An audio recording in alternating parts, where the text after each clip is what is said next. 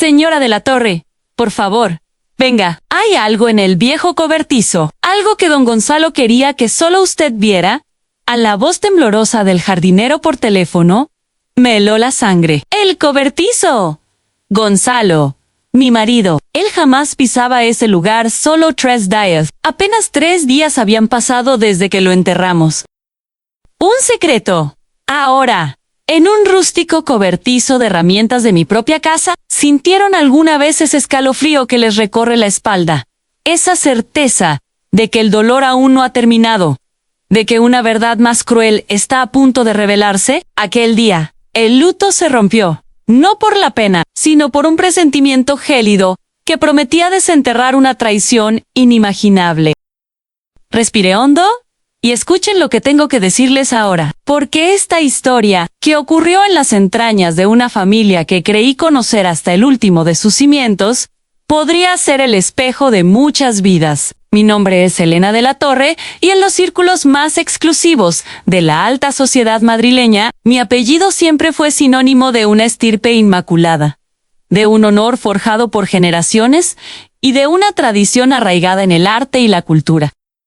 Pero más allá de los salones de terciopelo y los eventos benéficos, yo fui, durante décadas, una respetada jueza honoraria del Tribunal Superior, con una carrera como abogada, que me enseñó a leer entre líneas, a desentrañar las verdades más incómodas y a cazar a los depredadores ocultos bajo piel de cordero. Esta mansión, la majestuosa Casa de la Torre, con sus arcos de piedra centenaria y sus ventanales góticos que dan a los jardines de invierno, no es solo mi hogar, es el alma de mi estirpe. Un santuario que ingenuamente creí impenetrable. A mis 63 años, acababa de enviudar. Mi marido, Gonzalo, era un hombre extraordinario, un renombrado restaurador de arte antiguo y dueño de una de las galerías más prestigiosas del barrio de las Letras. Su muerte fue súbita, un infarto fulminante mientras trabajaba en su estudio de restauración. Un golpe que me dejó viuda, con 2 hijos adultos, Fernando y Verónica menos, y un dolor que creí insuperable. Y ahora, esta llamada del jardinero principal, rompiendo la calma de mi duelo, me arrastraba a un nuevo abismo. Conduce mi Bentley, que el jardinero ya había sacado del garage, a través de los caminos empedrados de la mansión de la Torre, mi corazón latiendo con una fuerza inusual. Mis manos, a pesar de mi compostura habitual, se aferraban al volante con una tensión creciente. El camino que llevaba al viejo cobertizo, de herramientas, flanqueado por rosales antiguos, parecía más largo que nunca. Cada pétalo, un presagio de lo desconocido. Las fuentes de mármol de los jardines se veían sombrías bajo el cielo plomizo. Cuando Lig, el jardinero, un hombre leal y discreto que había trabajado para la familia durante años, me esperaba en la puerta del cobertizo, con su gorra en las manos, su rostro arrugado por una preocupación que iba más allá del respeto. Señora Elena, perdóneme. Yo no quería meterme en asuntos que no me incumben, pero encontré algo que creo que don Gonzalo quería que usted viera. Lo encontré limpiando un rincón, justo detrás de unas macetas viejas. Su voz era apenas un murmullo, cargada de temor. Me condujo hasta el corazón del cobertizo, entre el olor a tierra húmeda, herramientas viejas y madera. Allí, detrás de unos sacos de abono y unas palas, el jardinero señaló una pequeña cavidad en la pared de piedra. La puerta de un compartimento secreto, camuflada en la mampostería, estaba ligeramente entreabierta. Y entonces, lo vi. La caja. Una antigua caja de ébano, ricamente lebrada, de esas que se usaban para guardar pergaminos o joyas familiares, que Gonzalo siempre mantuvo cerrada. Oculta en ese compartimento, alegando que contenía documentos ancestrales de la estirpe, estaba abierta. Y adentro, no había pergaminos, había documentos, todos firmados apenas una semana antes de su muerte, en escrituras de propiedades, poderes notariales, cartas personales. Y en la parte superior, sobresaliendo del resto, un sobre lacrado, con mi nombre escrito de su puño y letra, debajo, con una caligrafía inconfundiblemente suya, la instrucción: abrir solamente en mi ausencia. Sentí que el aire me faltaba, que el suelo de tierra y ladrillos helados se movía bajo mis pies. 38 años de matrimonio, 38 años de compartir la cama, la mesa, los silencios, los sueños, las decepciones. Y ahora, descubría que mi marido había guardado algo tan importante, tan trascendental, que solo podía revelarse cuando él ya no estuviera. Una vida de confianza, cimentada en un secreto que ahora salía a la luz de la forma más cruel e inesperada. Tomé el sobre con manos temblorosas. Pero antes de abrirlo, algo más. Una pequeña anomalía llamó mi atención, oculta bajo la pila de documentos.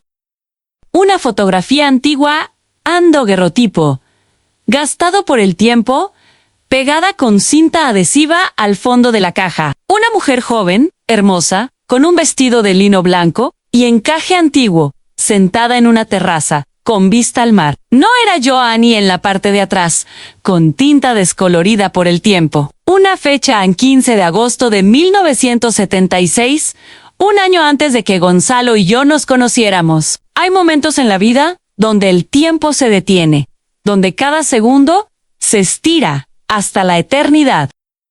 Ese instante en el cobertizo, bajo la luz mortecina que se filtraba por una pequeña ventana, fue uno de ellos. El jardinero se quedó callado detrás de mí, respirando despacio, como si entendiera que estaba presenciando algo que no le correspondía ver, pero que ya era ineludible. Pero ya era tarde. La caja estaba abierta. Los secretos de Gonzalo, expuestos bajo la luz cruda de la verdad. Guardé la fotografía en el bolsillo interior de mi chaqueta, el mismo que había usado en el funeral de Gonzalo. Aún olía a incienso de la capilla de la mansión, un aroma ahora mezclado con el hedor a tierra y misterio. «Don Carlos», le dije, sin voltear a verlo, mi voz controlada, pero con un filo de acero. «¿Cómo encontró esto? ¿Quién abrió este compartimento que don Gonzalo mantenía con tanto celo?» Él carraspeó, visiblemente incómodo. «Pues verá, señora Elena, ayer vino el licenciado Ramos, el abogado de don Gonzalo. Dijo que tenía que revisar unos documentos urgentes de la galería antes de que se leyera el testamento. Me pidió que abriera este viejo cobertizo. Yo le dije que no tenía la llave, que don Gonzalo jamás me la dio». Don Carlos hizo una pausa, sus ojos buscando los míos con aprensión. Entonces él sacó una llave del sobre que traía y me dijo: «Don Gonzalo me la dejó encargada». «Ábrala usted, por favor, don Carlos». Yo abrí la puerta, señora, y el licenciado Ramos echó un vistazo rápido a la estantería, como buscando algo en particular. Luego dijo: «Esto ya no es necesario, don Carlos», y se marchó a toda prisa, dejándome la llave. Don Carlos negó con la cabeza, nervioso, pero yo me quedé pensando: «Señora, ¿por qué don Gonzalo cerró este cobertizo con tanta insistencia durante tantos años? ¿Qué había aquí que nadie podía ver?» Así que regresó, ¿verdad? Temprano esta mañana. «Sí, señora, tempranito. Y pues, vi la caja, estaba ahí, abierta, como si alguien la hubiera dejado así a propósito, como si don Gonzalo quisiera que usted la encontrara. Precisamente ahora». Esas palabras me golpearon con la fuerza de una revelación. Gonzalo no era un hombre descuidado, un hombre que dejaba las cosas al azar. Todo lo que hacía tenía un motivo, una intención precisa, un cálculo. Si esa caja estaba abierta, era porque él quería que yo la encontrara. Pero no inmediatamente, no el día de su muerte, no durante el funeral, 3 días después. El tiempo suficiente para que el dolor inicial pasara, para que la mente recuperara algo de su claridad, para que yo pudiera pensar con frialdad. O eso creía él. Cerré los ojos, y por un momento volví a los años, a cuando Gonzalo y yo éramos jóvenes, a la Madrid de 1977. Nos conocimos en la prestigiosa Real Academia de Bellas Artes de San Fernando, en una exposición de arte contemporáneo. Yo tenía 23 años, y estaba terminando mis estudios de Derecho, con una incipiente pasión por el arte que Gonzalo compartía. Él llegó una tarde de octubre, alto, elegante, con ese porte distinguido que ya entonces lo caracterizaba, y una sonrisa que parecía iluminar todas las obras de la sala. Disculpe, señorita, ¿conoce al autor de esta escultura en bronce?, me preguntó. Sí, es un joven talento de la academia, Gonzalo de la Fuente, respondí, usando su apellido de soltero. Él es un artista con una visión profunda. Él sonrió. Soy Gonzalo de la Fuente. Me alegra que mi obra le parezca interesante. Aquella noche, me invitó a cenar en un discreto restaurante en el barrio de las Letras. Hablamos hasta la madrugada. Me contó que era un ingeniero de formación, pero que su verdadera pasión era la restauración de arte, que soñaba con abrir su propia galería y salvaguardar el patrimonio artístico de España, sin perder las tradiciones. Quiero que mis hijos crezcan sabiendo el valor de la belleza, del arte, de un trabajo hecho con pasión y honestidad, me dijo, sus ojos brillando con una luz que nunca había visto. Me enamoré esa noche, no de sus palabras, sino de la luz en sus ojos cuando hablaba del futuro, de su pasión, de su visión. Nos casamos 6 meses después, en la majestuosa Catedral de la Almudena. Mi vestido era sencillo, de seda cruda, diseñado por mí misma. Gonzalo lloró cuando me vio caminar hacia el altar. Eres la mujer más hermosa y luminosa que he visto en mi vida, Elena, me susurró mientras el arzobispo nos bendecía. Why yo le creí. Durante 38 años, le creí todo.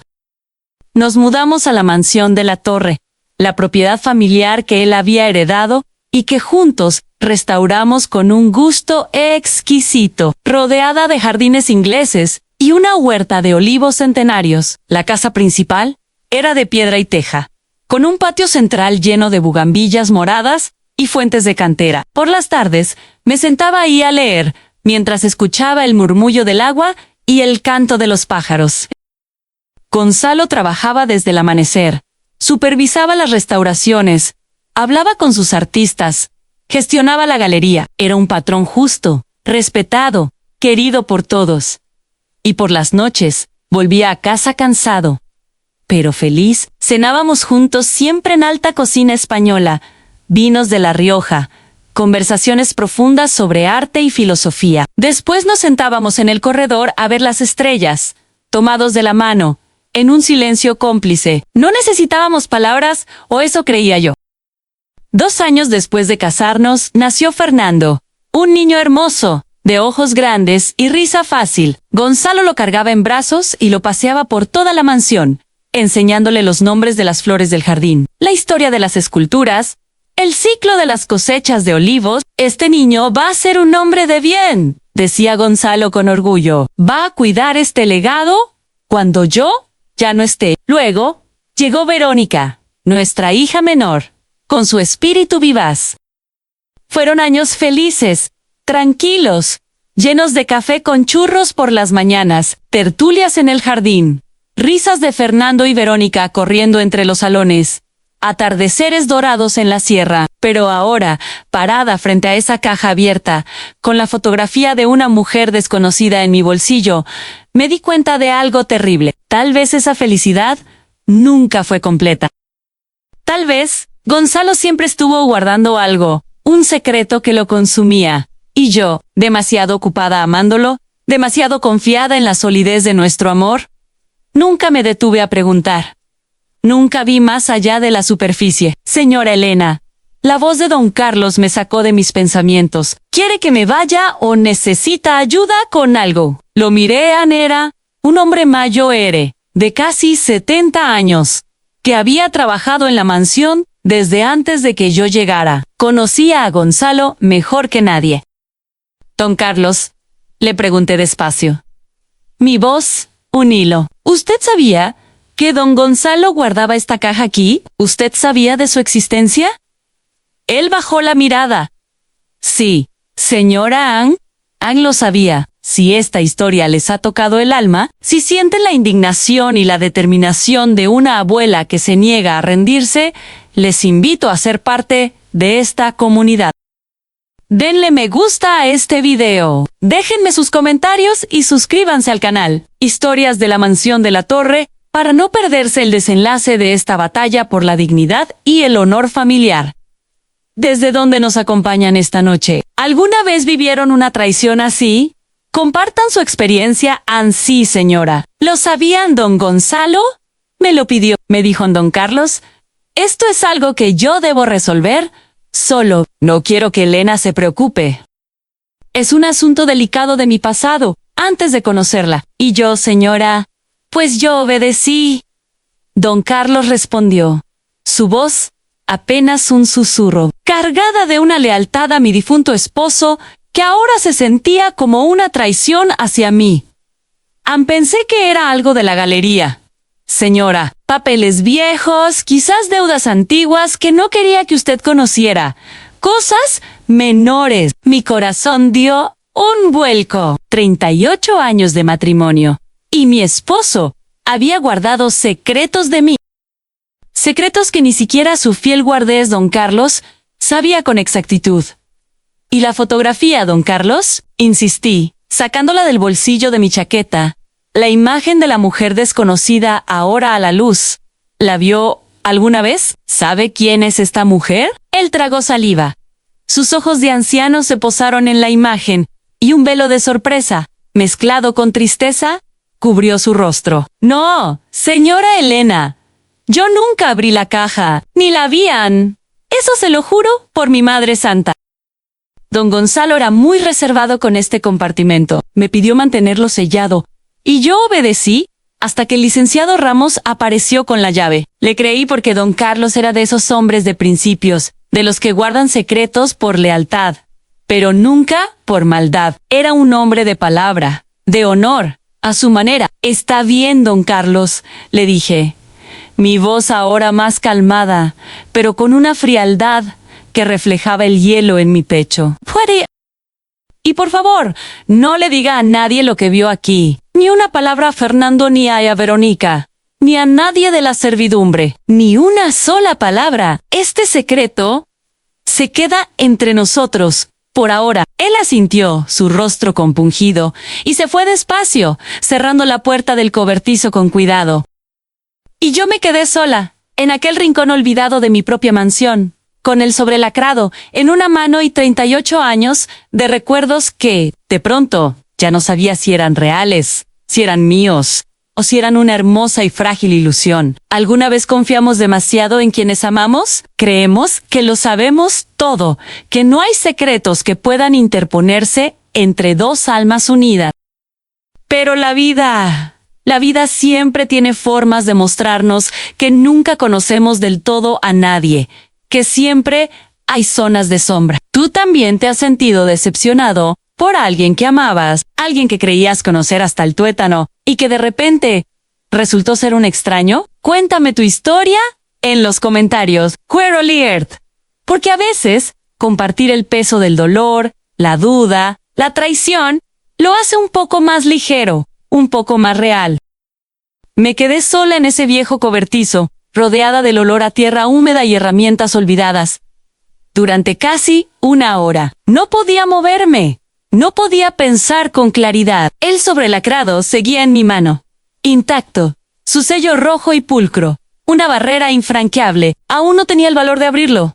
Porque una parte de mí, la más ingenua, la más esperanzada, sabía que en cuanto rompiera ese sello, mi vida cambiaría para siempre. Hay verdades que no pueden desconocerse. Una vez que las sabes, ya no hay vuelta atrás. Me senté en un viejo banco de madera, carcomido por el tiempo, que estaba arrimado contra la pared. El polvo se levantó en una pequeña nube cuando me acomodé. Olía a heno viejo, a tiempo detenido, a recuerdos oxidándose en el silencio. Saqué la fotografía del bolsillo de mi chaqueta y la observé con más cuidado, bajo la luz mortecina del cobertizo. La mujer era joven, 20 y tantos años tal vez. Tenía el cabello largo y oscuro, recogido en un peinado elegante con flores blancas de jazmín que le caían sobre el hombro. El vestido era de lino blanco y encaje antiguo, con mangas largas y un escote discreto, un diseño que denotaba buen gusto y una época pasada. En su mano izquierda brillaba un anillo de compromiso sencillo, pero significativo. Sei vaya feliz, radiante. Con esa luz especial que irradia una mujer, el día más importante de su vida, el día de su unión. Volteé en la fotografía. La fecha estaba escrita con tinta azul, en una letra perfecta y cuidada en 15 de agosto de 1976. Y debajo, apenas visible, casi borrado por el tiempo y la humedad, había algo más. Una inicial. Gian, solo eso. Una letra. Un misterio que se volvía cada vez más personal. Respiré hondo y finalmente me atreví a abrir el sobrelacrado. Mis manos temblaban tanto que casi rompo el papel, la ansiedad y el miedo mezclándose en mi pulso. Dentro había varias hojas dobladas con cuidado. La letra de Gonzalo, esa letra inclinada, firme, con un carácter inconfundible. La que yo conocía tan bien. La carta estaba fechada apenas una semana antes de su muerte. Comencé a leer. Y cada palabra era como un puñal que se clavaba en mi corazón. Una herida abierta. Elena, si estás leyendo esto, significa que ya no estoy contigo. Significa que el tiempo se me acabó antes de poder decirte la verdad en persona en Perdóname. Durante 38 años, fui tu esposo, el padre de Fernando y Verónica, el hombre que prometió amarte y protegerte hasta el último de mis días. Y lo hice. Elena, te amé con todo lo que tenía, con cada fibra de mi ser. Pero nunca fui completamente honesto contigo. Hay algo que guardé, un secreto que me ha perseguido desde antes de conocerte, algo que no podía contarte sin destruir todo lo que construimos juntos. Toda nuestra hermosa vida, la primera página, terminaba ahí. Mis manos temblaban tanto que casi dejo caer el papel al suelo. Sentí que el aire no me llegaba a los pulmones. Gonzalo estuvo comprometido antes de mí, Anes. En sí mismo, no era terrible. Muchos hombres tienen relaciones significativas antes de casarse. Pero lo que me dolía, lo que me desgarraba el alma, no era eso. Era que nunca me lo dijo. 38 años juntos, miles de conversaciones, noches enteras hablando de nuestras vidas, nuestros sueños, nuestros miedos, nuestras esperanzas. Y nunca, nunca mencionó a aquella mujer, a aquella historia, Pochu, que era tan terrible de esa historia que tuvo que esconderla de mí durante casi 4 décadas. ¿Qué fantasma del pasado había rondado nuestra vida sin que yo lo supiera? Seguí leyendo la segunda página de la carta. Cada palabra una punzada más profunda en mi alma ya herida. Elena, sé que esto debe dolerte. Sé que te estás preguntando por qué nunca te lo dije. Y la verdad es que tuve miedo. Miedo de que pensaras que nunca te amé de verdad, que nuestro amor no era suficiente. Miedo de que vieras a Gabriela como una sombra constante entre nosotros, un fantasma que empañaría nuestra felicidad. Miedo de arruinar lo único bueno, lo más hermoso, que me había pasado en la vida en nuestra familia, la mansión de la Torre Empero. Ahora, después de recibir su carta, sé que no puedo irme de este mundo sin que sepas la verdad, toda la verdad. Gabriela me escribió desde un hospital en Sevilla. Me dijo que tiene un cáncer terminal, que los médicos le dieron menos de 1 año de vida, quizás solo unos meses, y que antes de morir, necesitaba decirme algo que guardó durante todos estos años. Elena, cuando Gabriela me dejó, en 1976, estaba embarazada de Mian y nunca me lo dijo. Tuve un hijo, Elena, un hijo que nunca conocí. Nuestro hijo, en la carta se me cayó de las manos. No, esto no podía estar pasando. Sentí que el piso del cobertizo se movía debajo de mí, que las paredes de madera se cerraban, que el aire se volvía denso, irrespirable. Gonzalo tuvo un hijo, antes de Fernando y Verónica, un hijo que nunca supo que existía, o si lo supo, y me lo ocultó por casi 50 años. Recogí la carta con manos temblorosas y seguí leyendo, aunque cada palabra era como un cuchillo afilado en mi pecho. Gabriela me dijo que huyó porque tenía miedo. Su familia, muy conservadora, era muy estricta, muy tradicional, una familia de alta cuna andaluza que no toleraba escándalos. Su padre era un hombre violento, con una reputación impecable que proteger. Cuando se enteró de que estaba embarazada sin estar casada, la amenazó con echarla de la casa, con desheredarla públicamente y con deshonrarla ante la sociedad. Así que Gabriela tomó una decisión desesperada. Se fue a Sevilla sola, tuvo al bebé allí, en la discreción de un hospital privado, y lo dio en adopción a una familia local. Un niño, Elena. Tuve un hijo, y nunca supe de él hasta ahora. Un hijo que ahora debe ser un hombre. Ann Gabriela me escribió porque antes de morir quiere encontrarlo. Quiere saber qué fue de él, si es feliz, si está bien. Y me pidió ayuda. Yo quise decírtelo todas las noches, durante estos 6 meses. Estuve a punto de contarte, de liberarme de este peso, pero no encontraba las palabras. No sabía cómo explicarte que había una parte de mi vida, una parte enorme, que te había ocultado, así que tomé una decisión. Contraté a un investigador privado, de los mejores de España, uno de los que usa el tribunal. Le pedí que buscara a ese niño, que ahora ya debe ser un hombre de casi 48 años, y lo encontró, Elena. Lo encontró. Pero cuando iba a contarte todo, cuando tenía las palabras listas, los doctores me dijeron que mi corazón estaba fallando, que no me quedaba mucho tiempo, y supe que no tendría la oportunidad de explicarte esto cara a cara, de pedirte perdón en persona. Por eso dejé esta carta, Elena, porque necesito que sepas la verdad, y porque necesito que tomes una decisión. Por mí en el nombre de ese hombre está en los documentos que encontrarás en la caja de ébano. Su dirección, su historia, todo lo que el investigador pudo reunir. Elena, sé que esto es mucho. Sé que tal vez me odies por haberte ocultado esto, por haber guardado este secreto durante tanto tiempo. Y lo entiendo, mi amor. Lo entiendo con toda mi alma. Pero te pido, por todo lo que vivimos juntos, por todo lo que nos amamos, que lo busques, que le digas quién fue su padre, que le des lo que yo nunca pude darle a la verdad, su identidad. Tuyo siempre, Gonzalo. Dejé caer la carta al suelo, el papel arrugado contra la tierra húmeda del cobertizo. Y por primera vez desde que enterré a mi marido, lloré. Lloré como no había llorado en el funeral. ¿Cómo no lloré cuando sellaron su ataúd? Como no lloré cuando bajaron su cuerpo a la tierra de la mansión. Lloré porque el hombre que creí conocer, amar, y en quien confié durante 38 años, acababa de convertirse en un extraño, un hombre con una vida secreta. Lloré porque la vida que pensé que habíamos construido juntos, la base de mi existencia, estaba fundada sobre un silencio, una gran mentira. Y lloré porque de pronto me di cuenta de algo peor. Si Gonzalo tuvo un hijo antes de Fernando y Verónica, eso significaba que mis hijos tenían un hermano que nunca conocieron. Un hermano que tal vez ni siquiera sabe que Gonzalo de la Torre existió. Me sequé las lágrimas con la manga de mi chaqueta y respiré hondo. Miré la caja de ébano abierta.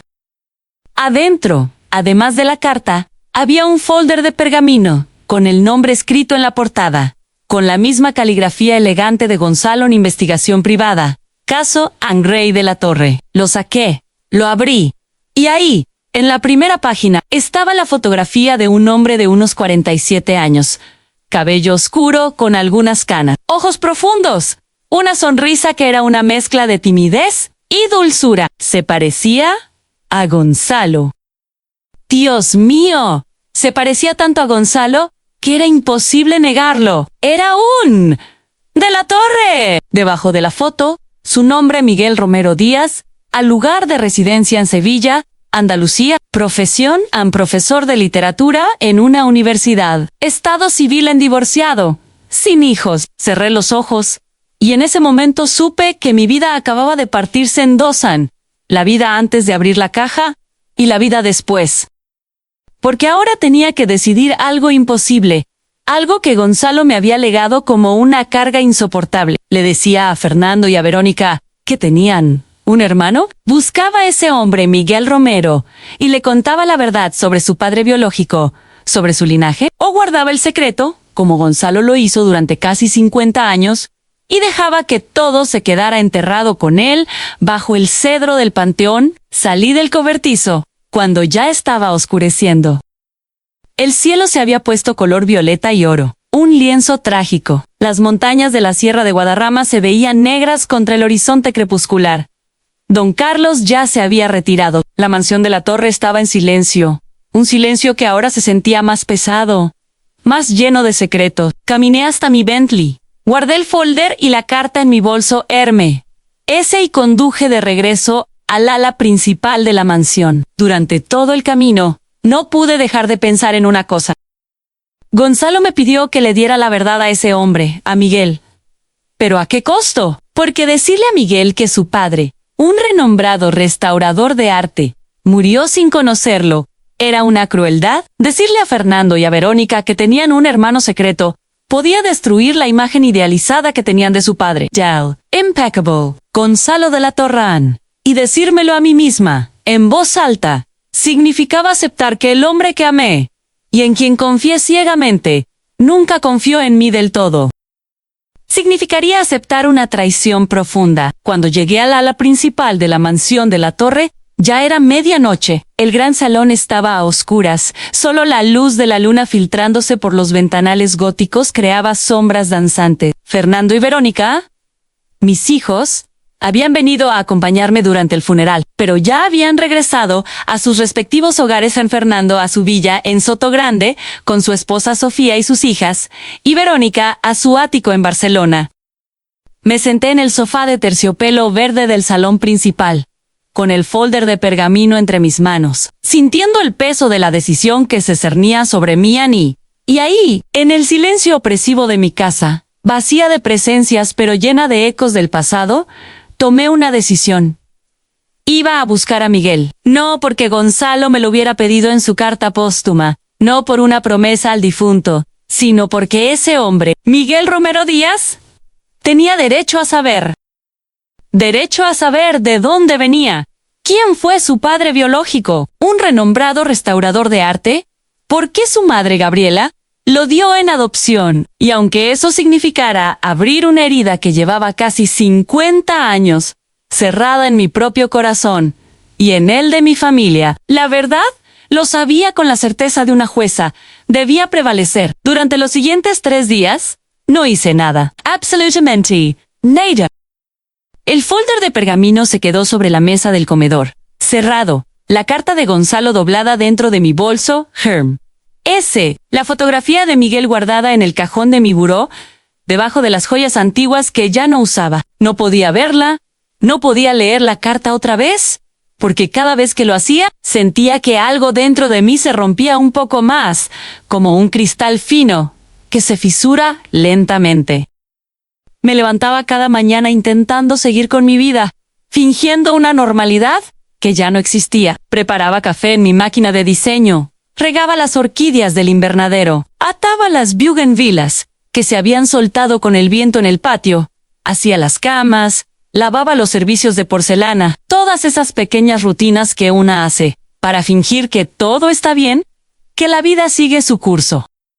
Pero por dentro estaba destrozada, porque cada rincón de esa casa, cada objeto, me recordaba a Gonzalo, el sillón donde se sentaba a leer el periódico El País los domingos, la taza de cerámica del emoji azul que usaba para su café por las mañanas, el vestidor donde todavía colgaban sus trajes de lino y sus corbatas de seda, oliendo a su colonia de sándalo. Y ahora, cada uno de esos recuerdos venía acompañado de una pregunta, un eco amargo en mi mente. ¿Cuándo pensó decirme la verdad, Gonzalo? ¿Alguna vez estuvo cerca de contarme? ¿O siempre planeó llevarse el secreto a la tumba, legándome esta carga infernal? El 4º día, Fernando me llamó por teléfono. Mamá, ¿cómo estás? Te noto la voz un poco distante. En su voz sonaba preocupada, cariñosa. Como siempre. Bien, mi amor, le mentí. Aquí, despacio, ya sabes, con el duelo. ¿Has comido bien? ¿Necesitas que vaya? ¿Puedo pedir unos días en la galería? ¿En el trabajo? No, Fernando, estoy bien, de verdad. No te preocupes por mí, Ansolo. Necesito tiempo. Hijo, no hubo un silencio. Mamá, sé que esto es difícil. Perder a papá es algo que nunca imaginé que pasaría tan pronto. Pero estás sola y eso me preocupa. No quiero que estés sola en la mansión. Se me hizo un nudo en la garganta. No estoy sola, hijo. Te tengo a ti, a Verónica, a Sofía y a mis nietas. Y a mis amigos. A Isabel, mi cuñada. Sofía era su esposa, una mujer de carácter fuerte, pero siempre me trató con cariño. Lo sé, mamá, pero igual, Si necesitas hablar, si necesitas cualquier cosa, llámame a la hora que sea. Para eso estamos, tu familia. Lo haré, mi amor. Te lo prometo. Colgué el teléfono y me quedé mirando la pantalla durante varios minutos. Fernando, mi hijo, el hombre que Gonzalo y yo criamos juntos, el que nació en esta casa, el que aprendió a caminar en el patio de la mansión, el que lloró el día que lo dejamos en la universidad.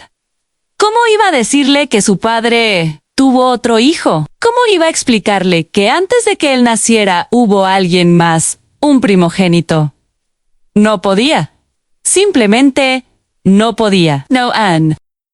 Sentía el peso del secreto, la carga de la verdad, pero también la necesidad de proteger la imagen de su padre, al menos por un tiempo. Así que decidí guardar silencio, al menos por ahora. Esa noche, abrí el folder de pergamino otra vez. No pude evitarlo. La fotografía de Miguel me observaba desde la primera página. Esos ojos oscuros, esa sonrisa tímida que tanto se parecía a la de Gonzalo.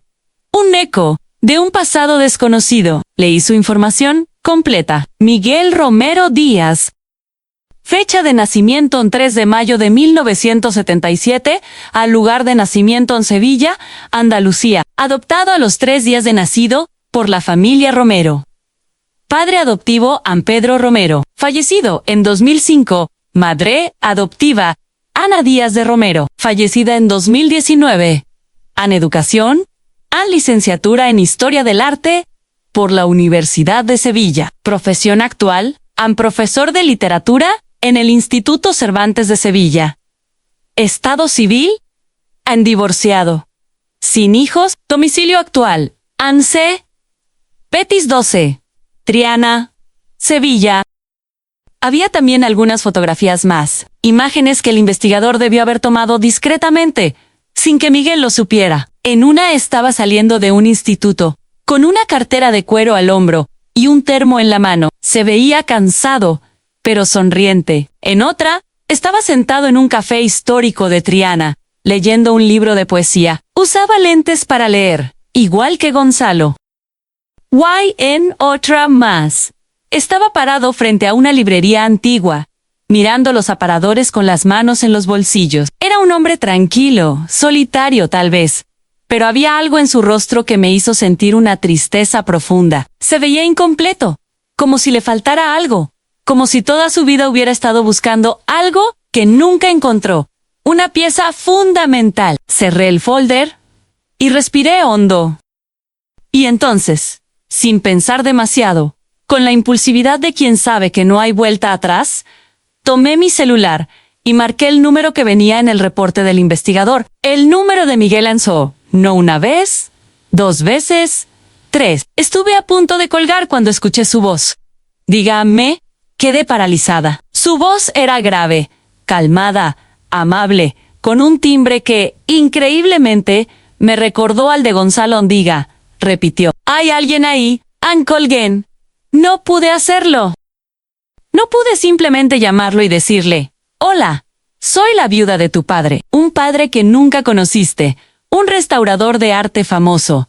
¿Podemos hablar? ¿Cómo se le dice algo así a un extraño? Esa noche no dormí. Me quedé despierta, sentada en la cama de mi suite, mirando el techo ornamentado, pensando en todo lo que había pasado, en todo lo que aún faltaba por pasar. Y en algún momento de la madrugada, cuando el primer atisbo de luz comenzaba a filtrarse por las cortinas, tomé otra decisión. Si iba a hacer esto, si iba a buscar a Miguel y contarle la verdad, no podía hacerlo sola. Necesitaba ayuda, pero no la de Fernando o Verónica Ann.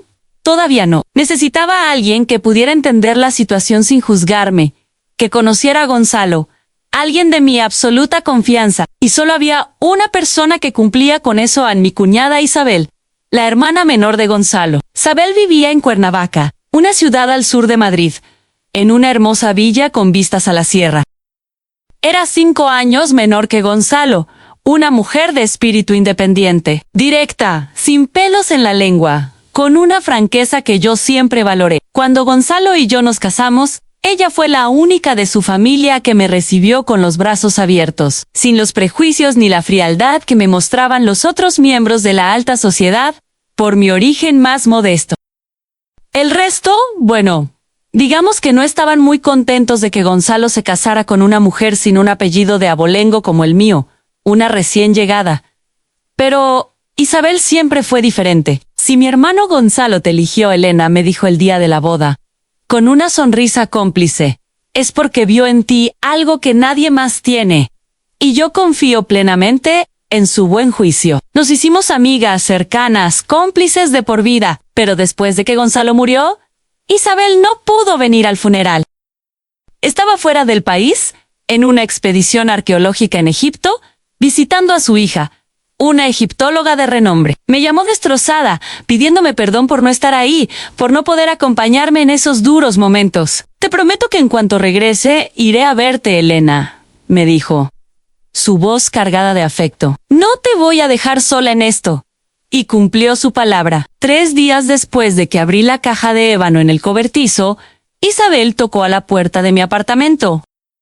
La vi a través de la mirilla y sentí un alivio enorme, una oleada de calma al ver su rostro familiar. Abrí la puerta, y antes de que pudiera decir nada, ella me abrazó con fuerza. ¡Elena! ¡Mi querida Elena!, exclamó, su voz vibrando con empatía. Lloré en sus brazos. Lloré con una intensidad que no había permitido desde que leí la carta de Gonzalo. Nos quedamos así, paradas en el umbral, abrazadas, llorando juntas, compartiendo un dolor que trascendía la muerte. Cuando finalmente nos separamos, Isabel me miró a los ojos, sus cejas arqueadas con preocupación. «Estás muy delgada, Elena», me dijo con un tono maternal. «¿Has comido bien? ¿Estás cuidándote?» «Más o menos», respondí, mi voz aún ronca. «Eso significa que no. Ven, vamos a hacer café, y me vas a contar todo». Absolutamente todo. Entramos en la cocina. Isabel puso agua a hervir en la cafetera de plata y sacó el café de grano de la alacena, moviéndose por mi cocina como si fuera su propia casa. Siempre había sido así, en práctica, eficiente, sin rodeos, una mujer de acción. Nos sentamos en la mesa del comedor y yo no sabía por dónde empezar. «Isabel», le dije despacio, mi voz un hilo, «hay algo que necesito contarte. Algo que descubrí hace apenas unos días, algo que rompe toda la imagen que teníamos de Gonzalo». Ella me miró con esa mirada directa que tenía, esa mirada que no permitía mentiras, que exigía la verdad desnuda. «Algo de Gonzalo». Asentí, mis ojos llenándose de lágrimas de nuevo. «Sí, Isabel, algo malo». Isabel suspiró y tomó mi mano, su tacto cálido y reconfortante. «Cuéntame, Elena, sea lo que sea, estoy aquí para escucharte. Juntas, lo enfrentaremos», le conté. Desde la llamada de don Carlos, su voz temblorosa, hasta la caja de ébano abierta en el cobertizo. Desde la fotografía de Gabriela, la mujer desconocida, hasta la carta de Gonzalo, su confesión póstuma. Desde el embarazo secreto de Gabriela hasta la existencia de Miguel, un hijo que él nunca conoció. En todo, en cada palabra, cada detalle, cada puñalada a mi corazón. Isabel no dijo una sola palabra mientras yo hablaba. Solo me escuchó con los ojos fijos en mí, sin soltarme la mano. Su silencio, una muestra de su apoyo incondicional. Cuando terminé, se quedó en silencio durante varios minutos, procesando la magnitud de lo que acababa de escuchar. El terremoto que había sacudido los cimientos de la familia de la Torre. Luego, finalmente, habló. «Ese idiota, ese estúpido de mi hermano». La miré, sorprendida por su vehemencia. «¿Qué? Ese idiota de mi hermano Gonzalo», repitió, su voz temblorosa de rabia y decepción. «¿Cómo pudo hacerte esto, Elena? ¿Cómo pudo guardarse un secreto así durante tanto tiempo? ¿Cómo pudo vivir una vida contigo, con Fernando y Verónica, con esa carga sobre su alma?» «Isabel, no». Intenté defenderlo, la lealtad a mi difunto esposo aún luchando en mi interior. «Elena, no lo defiendas. Yo amaba a mi hermano. Lo amaba con todo mi corazón, a pesar de sus excentricidades. Pero esto es imperdonable. Esto es una traición que te hizo a ti, a tus hijos, a su propia sangre. Se levantó de la mesa y comenzó a caminar por la cocina, con las manos en la cabeza, una expresión de profunda angustia. Gonzalo siempre fue así, dijo. Su voz, ahora más baja, con un tono de amarga comprensión, han reservado demasiado para su propio bien, siempre guardándose las cosas, siempre creyendo que podía resolverlo todo solo, siempre pensando que protegía a los demás con su silencio. Pero no te protegió. Elena te dejó con esto.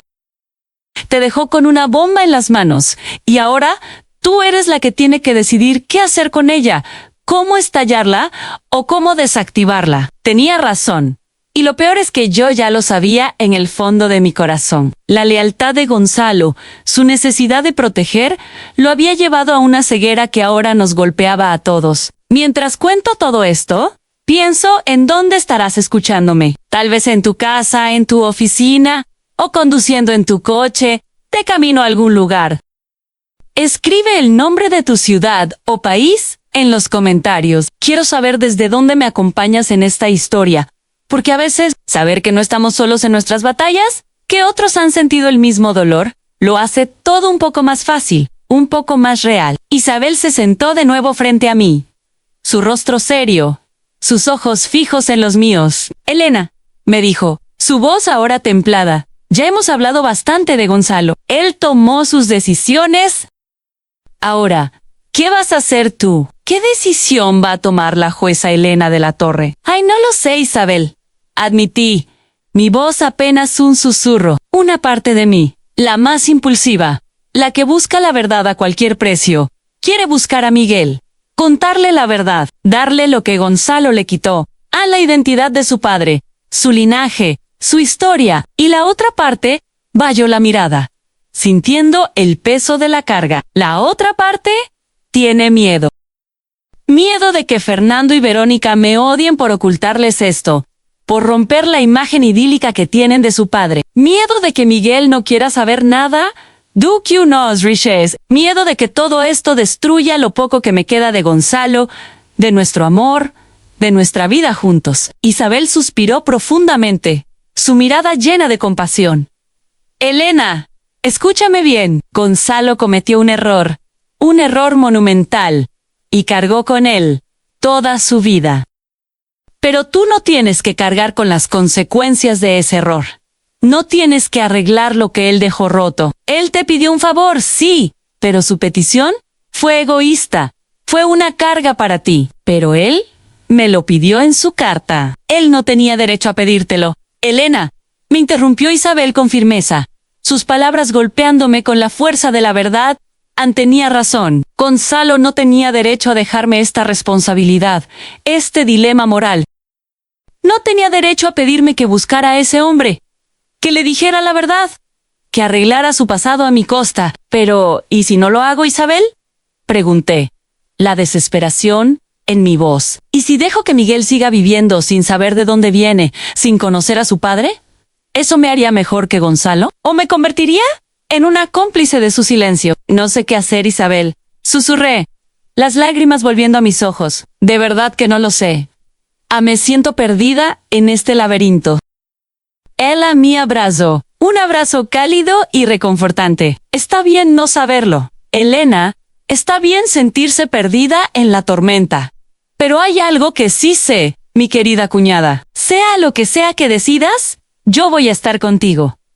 No vas a pasar por esto sola. Somos familia, somos de la Torre. Y en ese momento, me di cuenta de algo. Tal vez Gonzalo me dejó esta carga, este legado envenenado, pero no tenía que cargarla sola. Tenía a Isabel, tenía a Fernando y Verónica, a Hank, aún no lo supiera N. Tenía mi propia fuerza y mi intuición de jueza en punto en. Y aunque no sabía qué iba a hacer, sabía que eventualmente tomaría una decisión justa, y viviría con las consecuencias, como siempre lo había hecho en mi vida. Isabel se quedó conmigo esa noche. Preparó una sopa de verduras frescas, me obligó a comer, aunque yo no tenía hambre, y después nos sentamos en el salón principal, frente a la chimenea, a ver una vieja película italiana en blanco y negro, que ninguna de las dos estaba realmente viendo. Solo necesitábamos compañía, silencio compartido, la presencia del otro, alguien que entendiera que a veces las palabras sobran, que la compañía silenciosa es el mayor consuelo. Antes de irse a dormir en la suite de invitados, Isabel me tomó de las manos. Elena, prométeme algo. ¿Qué, Isabel? Que no vas a tomar ninguna decisión importante esta semana. Dale tiempo a tu corazón para que sane, para que el dolor se asiente. Respira, piensa. Y cuando estés lista, de verdad lista, ahí estaré para apoyarte. Para lo que sea, Ana, sentí. Te lo prometo, Isabel. Te lo prometo.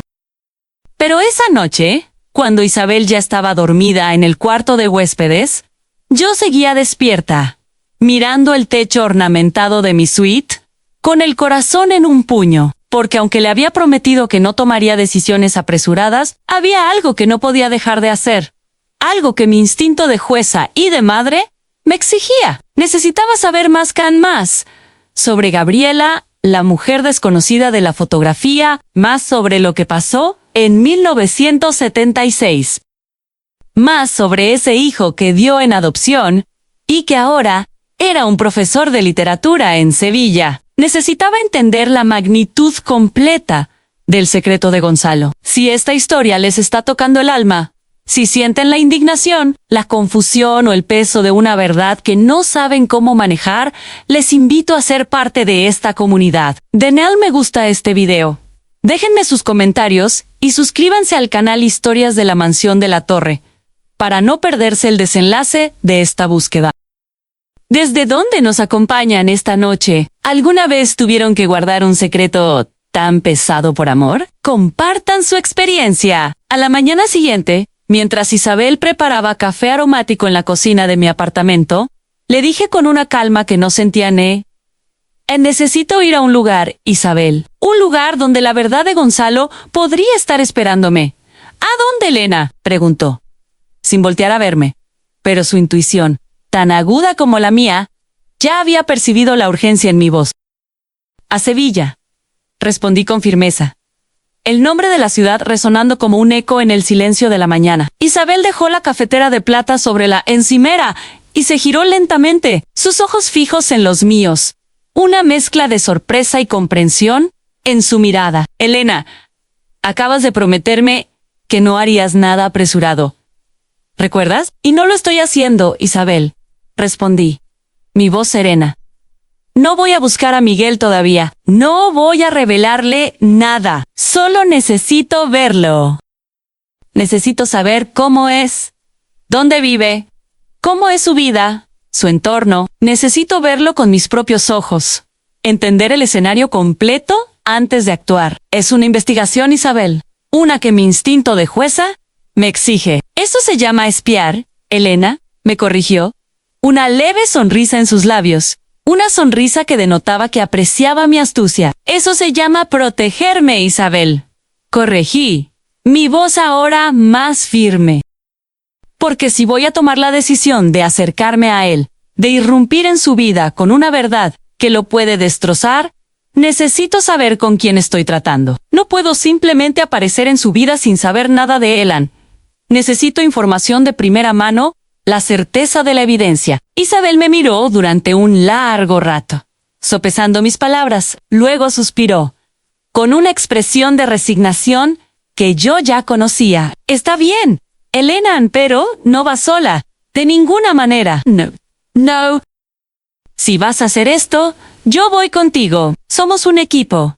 Elena, somos de la Torre. La miré y vi en sus ojos la misma determinación inquebrantable que tenía Gonzalo cuando tomaba una decisión importante, la misma lealtad incondicional que siempre la caracterizó. Está bien, cedí, una lágrima de agradecimiento asomando en mis ojos. Vamos juntas, Isabel, a Sevilla. 3 días después, Isabel y yo estábamos en un tren de alta velocidad. El AVE, rumbo a Sevilla. Decidimos no volar, para mantener un perfil bajo y no dejar rastro, aunque volar en mi jet privado habría sido más rápido y cómodo. No queríamos que nadie en nuestro círculo social en Madrid supiera a dónde íbamos, ni por qué. El viaje duró apenas 3 horas. 3 horas de paisajes que cambiaban rápidamente, de campos de olivos que pasaban por la ventanilla, como recuerdos borrosos. Isabel intentó distraerme con la conversación. Me contó de su hija, la egiptóloga en el Cairo, Disus Naitos, de sus planes para reformar su villa en Cuernavaca. Pero yo apenas escuchaba, porque cada kilómetro que nos acercaba a Sevilla, me acercaba también a una verdad que no sabía si estaba preparada para enfrentar. Llegamos a mediodía. Nos hospedamos en un discreto, puro elegante hotel boutique en el barrio de Triana, lejos de los grandes hoteles de lujo, donde nos habríamos alojado normalmente. Nada ostentoso, solo un lugar tranquilo y anónimo donde pasar la noche y planear nuestros siguientes pasos. Después de dejar nuestras maletas, Isabel sacó el folder de pergamino que yo había traído. Bien, dijo leyendo la dirección. Cale Betis 12 Triana. ¿Qué quieres hacer primero, Elena? No ir directamente, respondí. Primero quiero ver la universidad donde trabaja. Quiero verlo a él, a Miguel, desde lejos. Necesito observar su rutina, su forma de ser. Ana Isabel asintió. Steven.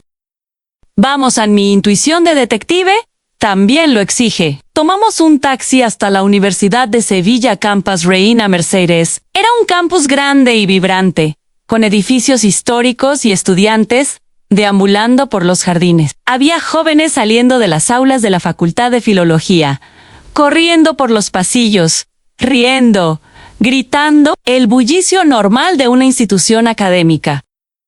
Nos quedamos paradas del otro lado de la calle, bajo la sombra de un centenario naranjo, con su aroma dulce flotando en el aire. ¿A qué hora?, dijo el reporte que salía. Preguntó Isabel. El informe del investigador indica que normalmente termina sus clases a las 2 de la tarde. Eran la 1:40. Nos quedan 20 minutos. Esperamos. 20 minutos que se sintieron como una eternidad. Mi corazón latía tan fuerte que sentía que iba a salírseme del pecho. Y entonces, lo vi. Miguel salió caminando despacio del edificio principal de la facultad, con una cartera de cuero al hombro y un termo en la mano. Usaba una camisa de lino azul claro, pantalones de tela y zapatos cómodos. Llevaba lentes de lectura, el cabello oscuro, algo despeinado por la brisa suave del río Guadalquivir. Se veía cansado, sí, pero también tranquilo, con una expresión de serenidad que me conmovió. Se detuvo en la acera, sacó su celular del bolsillo y revisó algo con atención.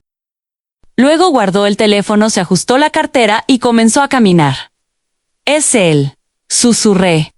Mi voz casi sin aliento. Es Miguel. Ana Isabel me tomó del brazo, sintiendo la tensión en mi cuerpo. ¿Estás bien, Elena?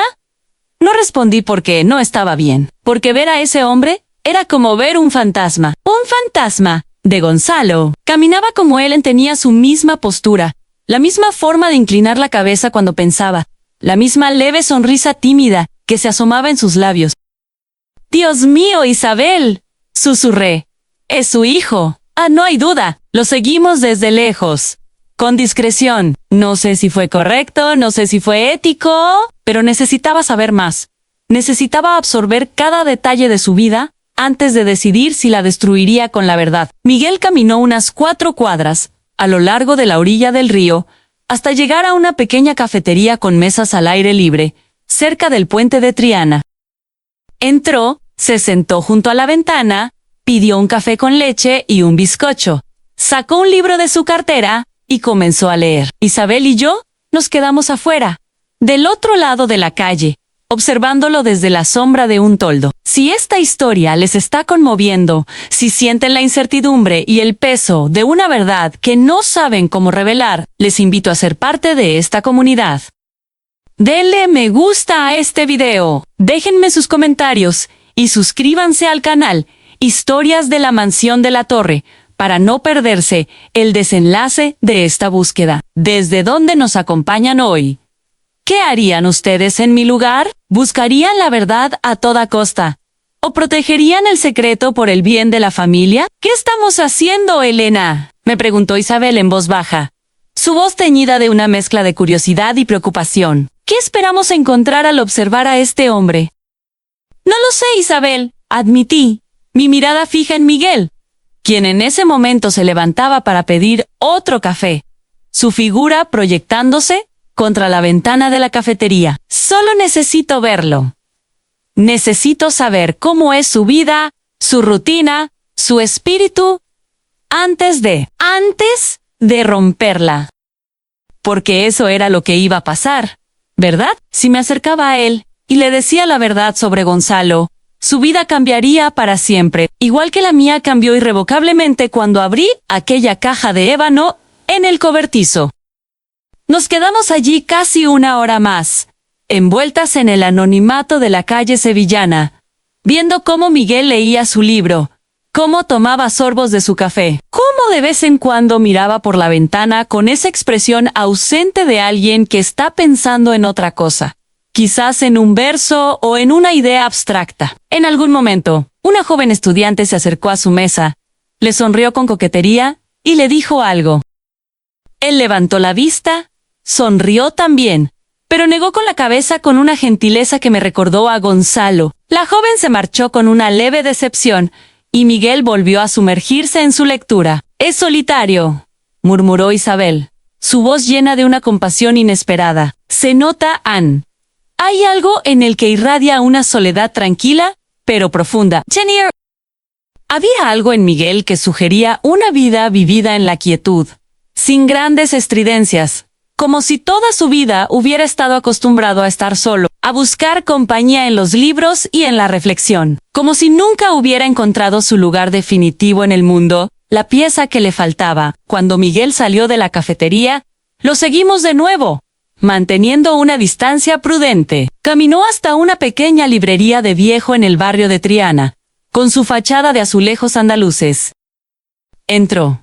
Han pasado casi media hora ahí, revisando libros, hojeándolos con cuidado, como si cada volumen fuera un tesoro. Compró un par de libros delgados de poesía clásica. Luego caminó hasta una panadería tradicional y compró un mollete y un café para llevar.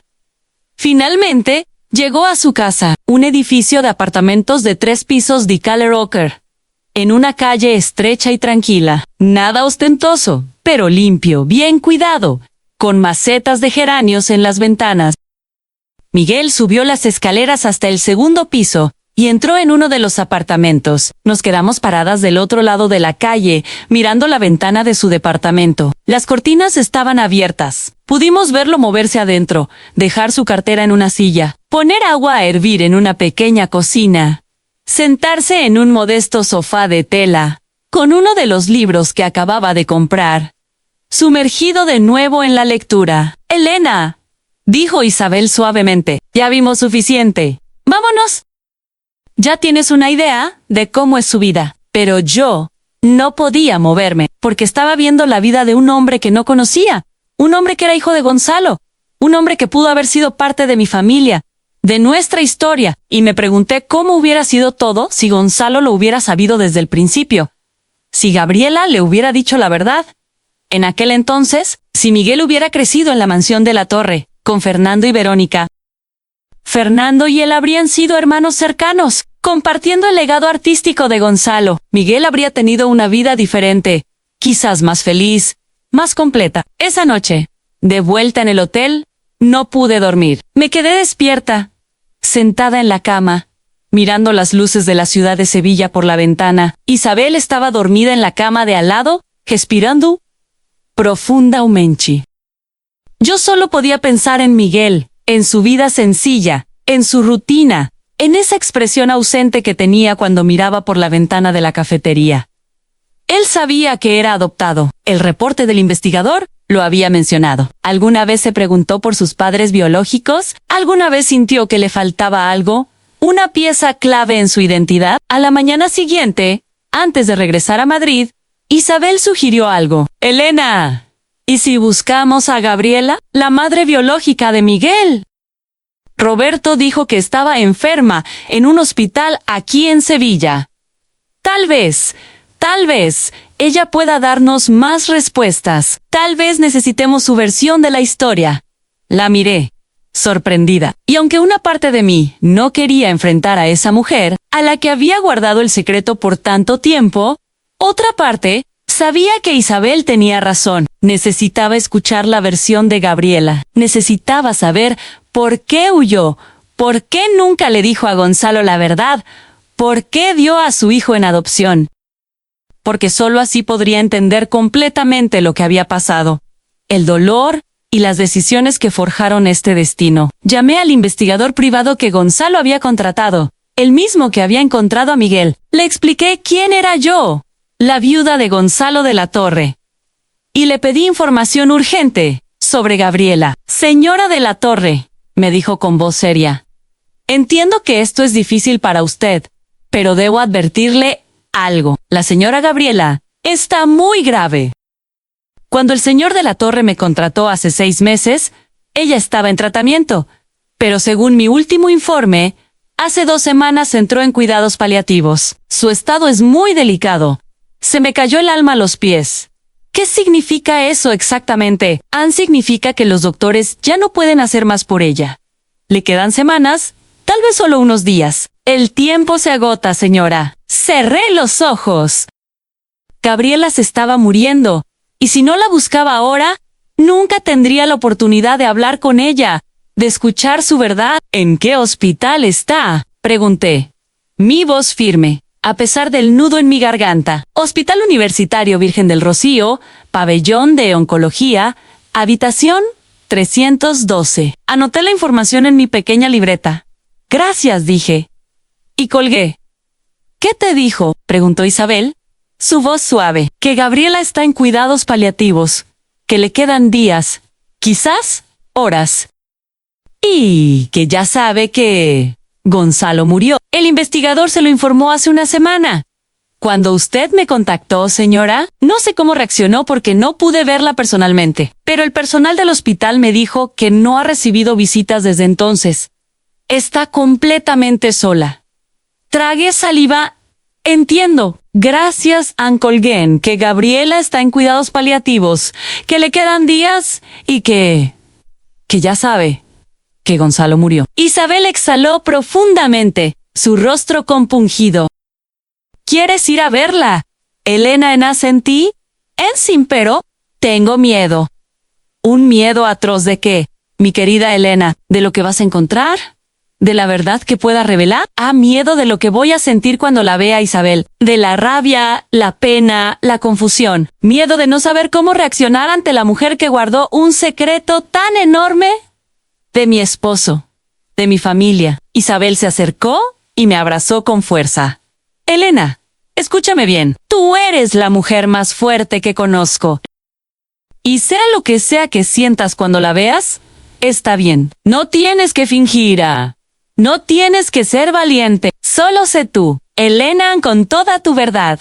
Con toda tu dignidad. Respiré hondo. Está bien, vamos. Ahora afrontemos esto juntas. Si esta historia les está conmoviendo, si sienten la incertidumbre y el peso de una verdad que no saben cómo revelar, les invito a ser parte de esta comunidad. Denle me gusta a este video, déjenme sus comentarios y suscríbanse al canal Historias de la Mansión de la Torre para no perderse el desenlace de esta búsqueda. ¿Desde dónde nos acompañan hoy? ¿Qué harían ustedes en mi lugar? ¿Buscarían la verdad a toda costa o protegerían el secreto por el bien de la familia? Una hora después, Isabel y yo estábamos paradas frente al imponente Hospital Universitario Virgen del Rocío de Sevilla. Un edificio enorme, de fachadas blancas y ventanas que reflejaban el sol de la tarde, un lugar donde la vida y la muerte se encontraban a diario. Entramos, subimos al 3er piso y caminamos por los pasillos silenciosos del pabellón de oncología, donde el olor a desinfectante se mezclaba con algo más pesado, algo que no podía describir, pero que mi experiencia me hacía reconocer de inmediato el olor de la muerte cercana. El aroma agridulce del fin. Llegamos a la habitación 312. La puerta estaba entreabierta, como si el destino quisiera que no hubiéramos de tocar. Me quedé paralizada en el umbral, mis piernas flaqueando. Isabel me tomó de la mano. Su apoyo silencioso era un ancla. ¿Estás lista, Elena? No lo estaba. pero asentí de todas formas, con la determinación de quien sabe que no hay vuelta atrás, y empujé la puerta suavemente. La habitación era pequeña, simple, austera a una cama clínica, una silla de plástico, una ventana con cortinas blancas que dejaban pasar la luz tenue del atardecer, y en la cama, tendida, estaba ella, Ann Gabriela, la mujer de la fotografía. La joven hermosa con el vestido de encaje y la sonrisa radiante ya no existía. En su lugar, había una figura irreconocible delgada, pálida, con el cabello completamente blanco y escaso, los ojos hundidos en cuencas oscuras, las manos como ramas secas sobre las sábanas blancas, el cuerpo consumido por la enfermedad, pero cuando me vio entrar, sus ojos, antes cerrados, se abrieron de golpe, y en ellos vi algo que no esperaban: reconocimiento y extrañamente, una pizca de alivio. Tú, susurró con voz débil, casi inaudible, el sonido apenas un soplo. Tú eres Elena de la Torre, la esposa de Gonzalo. Me quedé paralizada. ¿Cómo? ¿Cómo lo sabes? Gonzalo me enseñó una fotografía tuya, dijo con un esfuerzo titánico. Su voz intermitente. Hace meses, cuando vino a verme, el mundo se detuvo para mí en ese momento. Gonzalo, ¿vino a verte?, pregunté, mi voz cargada de una incredulidad dolorosa. Ella sintió despacio, cada movimiento un esfuerzo. Sí, antes de morir me buscó. Me preguntó por nuestro hijo. Quería saber de él. Sentí que las piernas me temblaban, y Gabriela cerró los ojos, agotada, y yo le conté todo. Elena, le conté. La verdad que habíamos guardado por casi 50 años. Me senté lentamente en la silla de plástico junto a la cama. Mis piernas no podían sostenerme más. A Isabel se quedó de pie detrás de mí, con una mano sobre mi hombro. Silenciosa. Su presencia una fortaleza. Gabriela abrió los ojos de nuevo.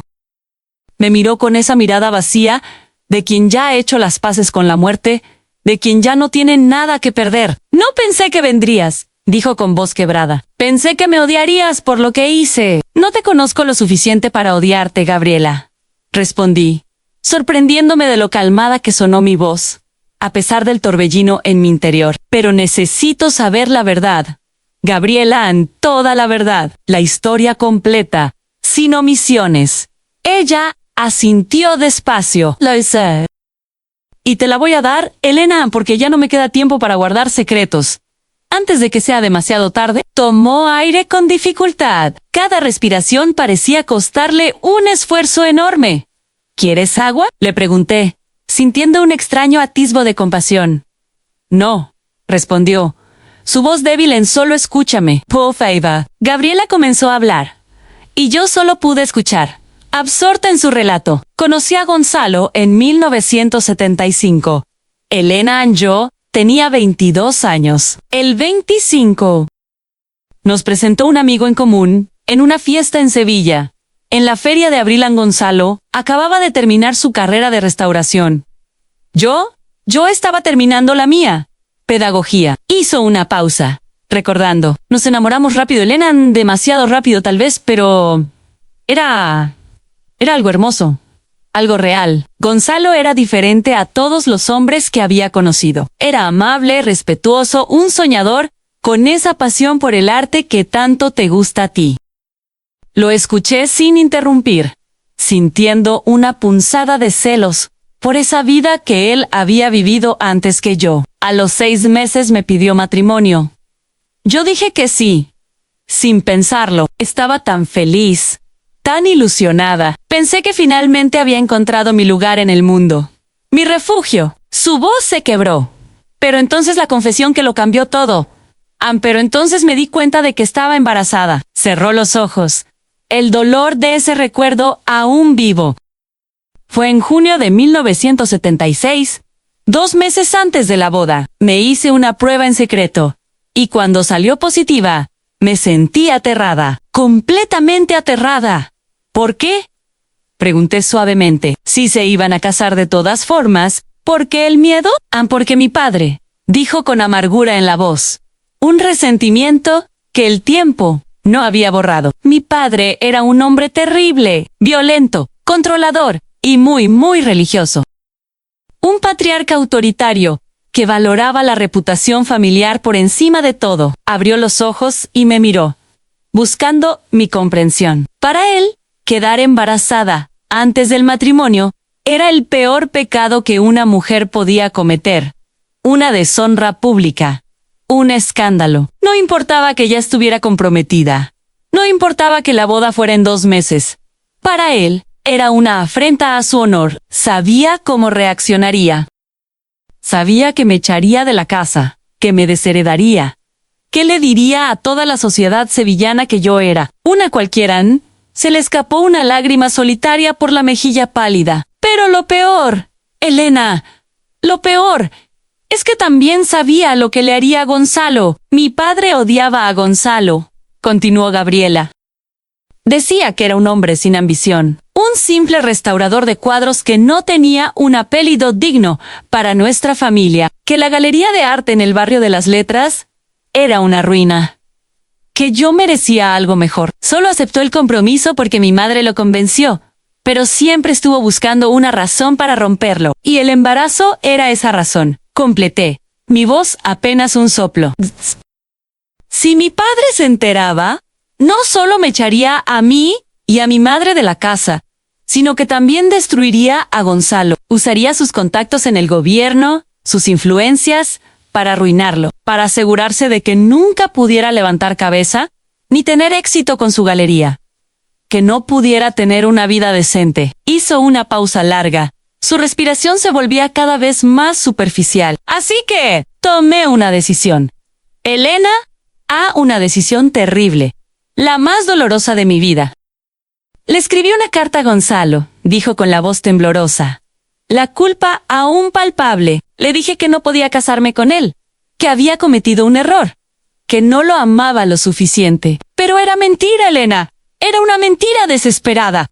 Sí, era mentira. Susurré sintiendo la punzada de su dolor. Lo amaba con todo mi ser, Elena, pero pensé que era la única forma de protegerlo, de protegerme, de proteger al bebé, de evitar que mi padre arruinara 3 vidas. ¿Y qué hiciste, Gabriela?, le pregunté suavemente.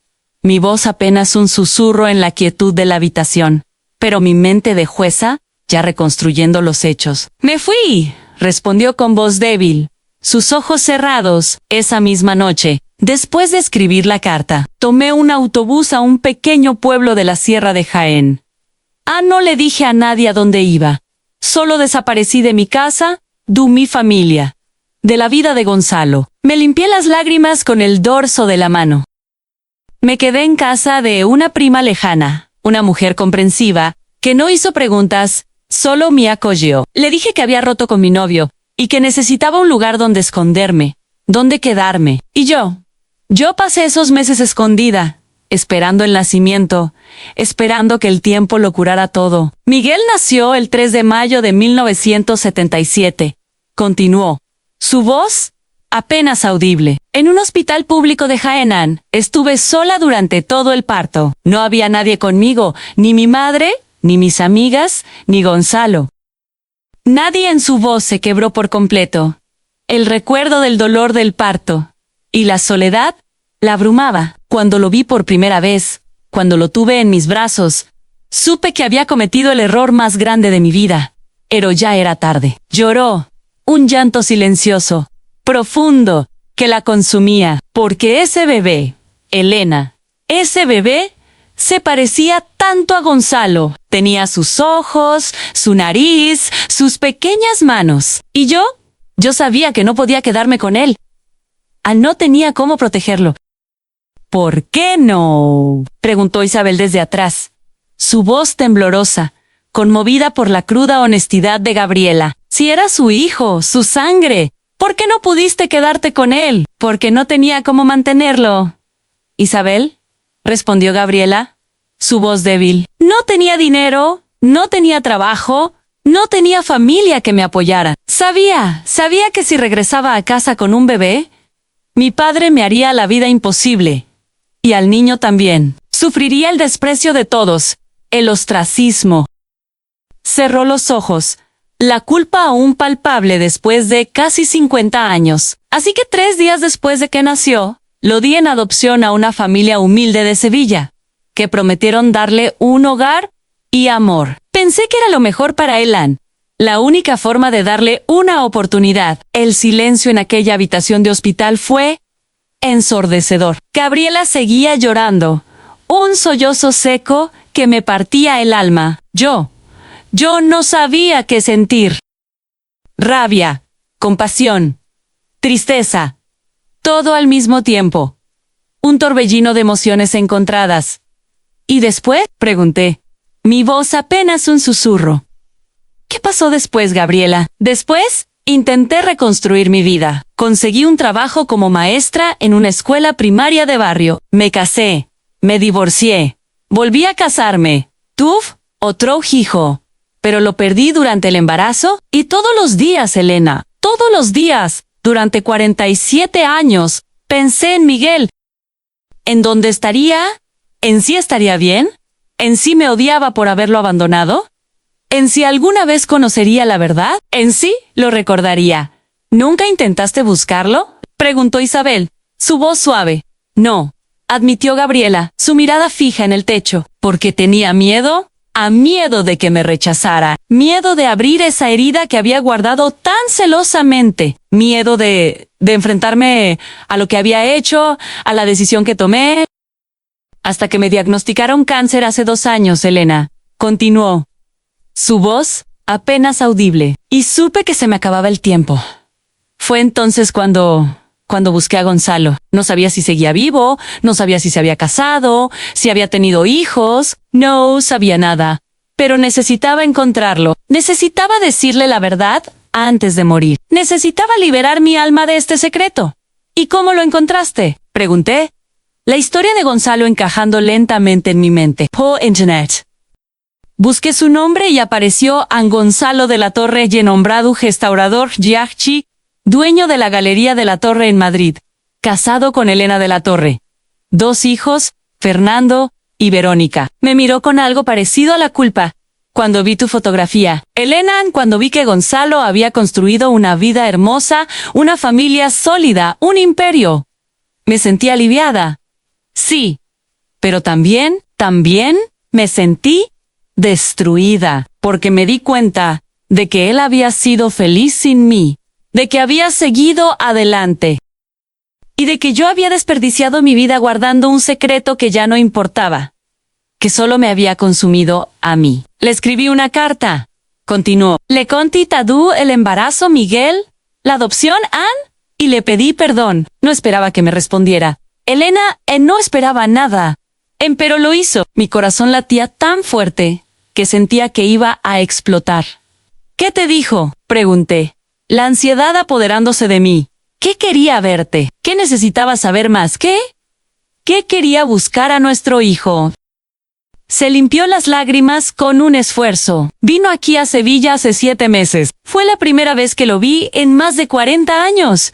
Un encuentro que lo cambió todo. ¿Y cómo fue ese encuentro, Gabriela? Inquirió Isabel, su voz reflejando su profunda empatía. Gabriela sonrió tristemente. Fue doloroso, Isabel. Muy doloroso, pero también fue sanador. Gonzalo estaba enojado. Elena tenía todo el derecho de estarlo. Me dijo que le había quitado algo que nunca podría recuperar en el derecho de conocer a su hijo, de ser su padre, de Omar a Miguel. Hizo una pausa, su respiración más errática, pero también me perdonó Anne. Dijo Gabriela. Lo que pasó, pasó. No podemos cambiarlo. Pero sí podemos hacer algo ahora. Podemos buscar a Miguel. Podemos darle la verdad. Ambos se lo debemos. Y entonces, Gonzalo contrató a un investigador privado. Tardó 4 meses en encontrarlo. Y cuando lo hizo, Gonzalo vino a verme de nuevo. Me mostró las fotografías, me contó todo sobre Miguel, su vida, su profesión, su personalidad. ¿Y qué sentiste, Gabriela? Pregunté, aunque no estaba segura de querer saber la respuesta. Sentí alivio en alivio porque Miguel estaba bien. Tenía una vida, un trabajo. No era rico, pero tampoco estaba solo. Y se parecía tanto a Gonzalo que no había duda de que era nuestro hijo. ¡Un hijo! ¡De la Torre! Cerró los ojos, sus labios se movían en un silencio. Gonzalo me dijo que iba a acercarse a él, que le iba a contar la verdad, que iba a darle su lugar en nuestra familia. Pero antes, quería preparar todo. Quería asegurarse de que Miguel estuviera listo para escucharla, para asimilar una verdad tan impactante. Y entonces Gonzalo murió. Completé. Mi voz apenas un susurro. El peso de la historia abrumador. Sí, respondió Gabriela, una lágrima solitaria asomando en su ojo hundido. El investigador me lo dijo hace una semana.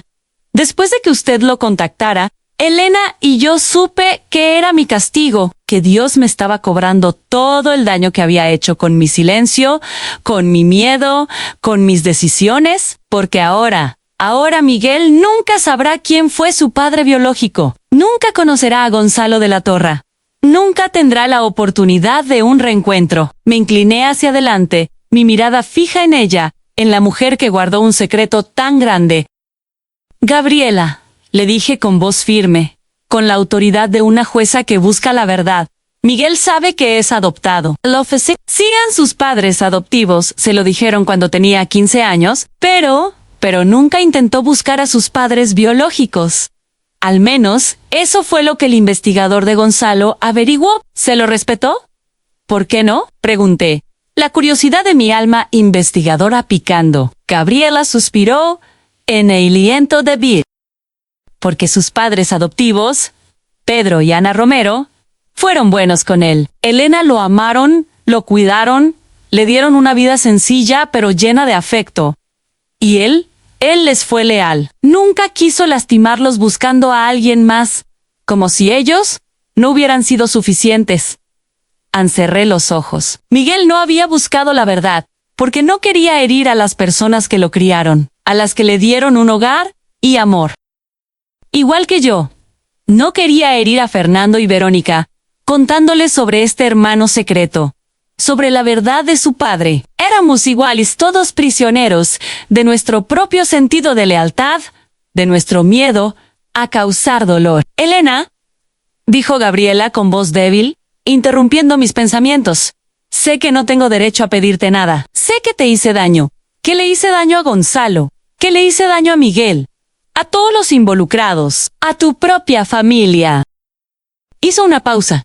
Su respiración se volvía cada vez más superficial. Pero te voy a pedir algo, de todas formas. Un último ruego de una madre moribunda. Que busca a Miguel. Dile que Gonzalo quería conocerlo, que se sentía orgulloso de él, que yo lo siento, que nunca dejé de pensar en él aunque me perdone. Me miró con esos ojos hundidos, llenos de súplica y un dolor ancestral. Dale lo que yo nunca le di, una familia, una historia, un lugar de donde viene, un nombre.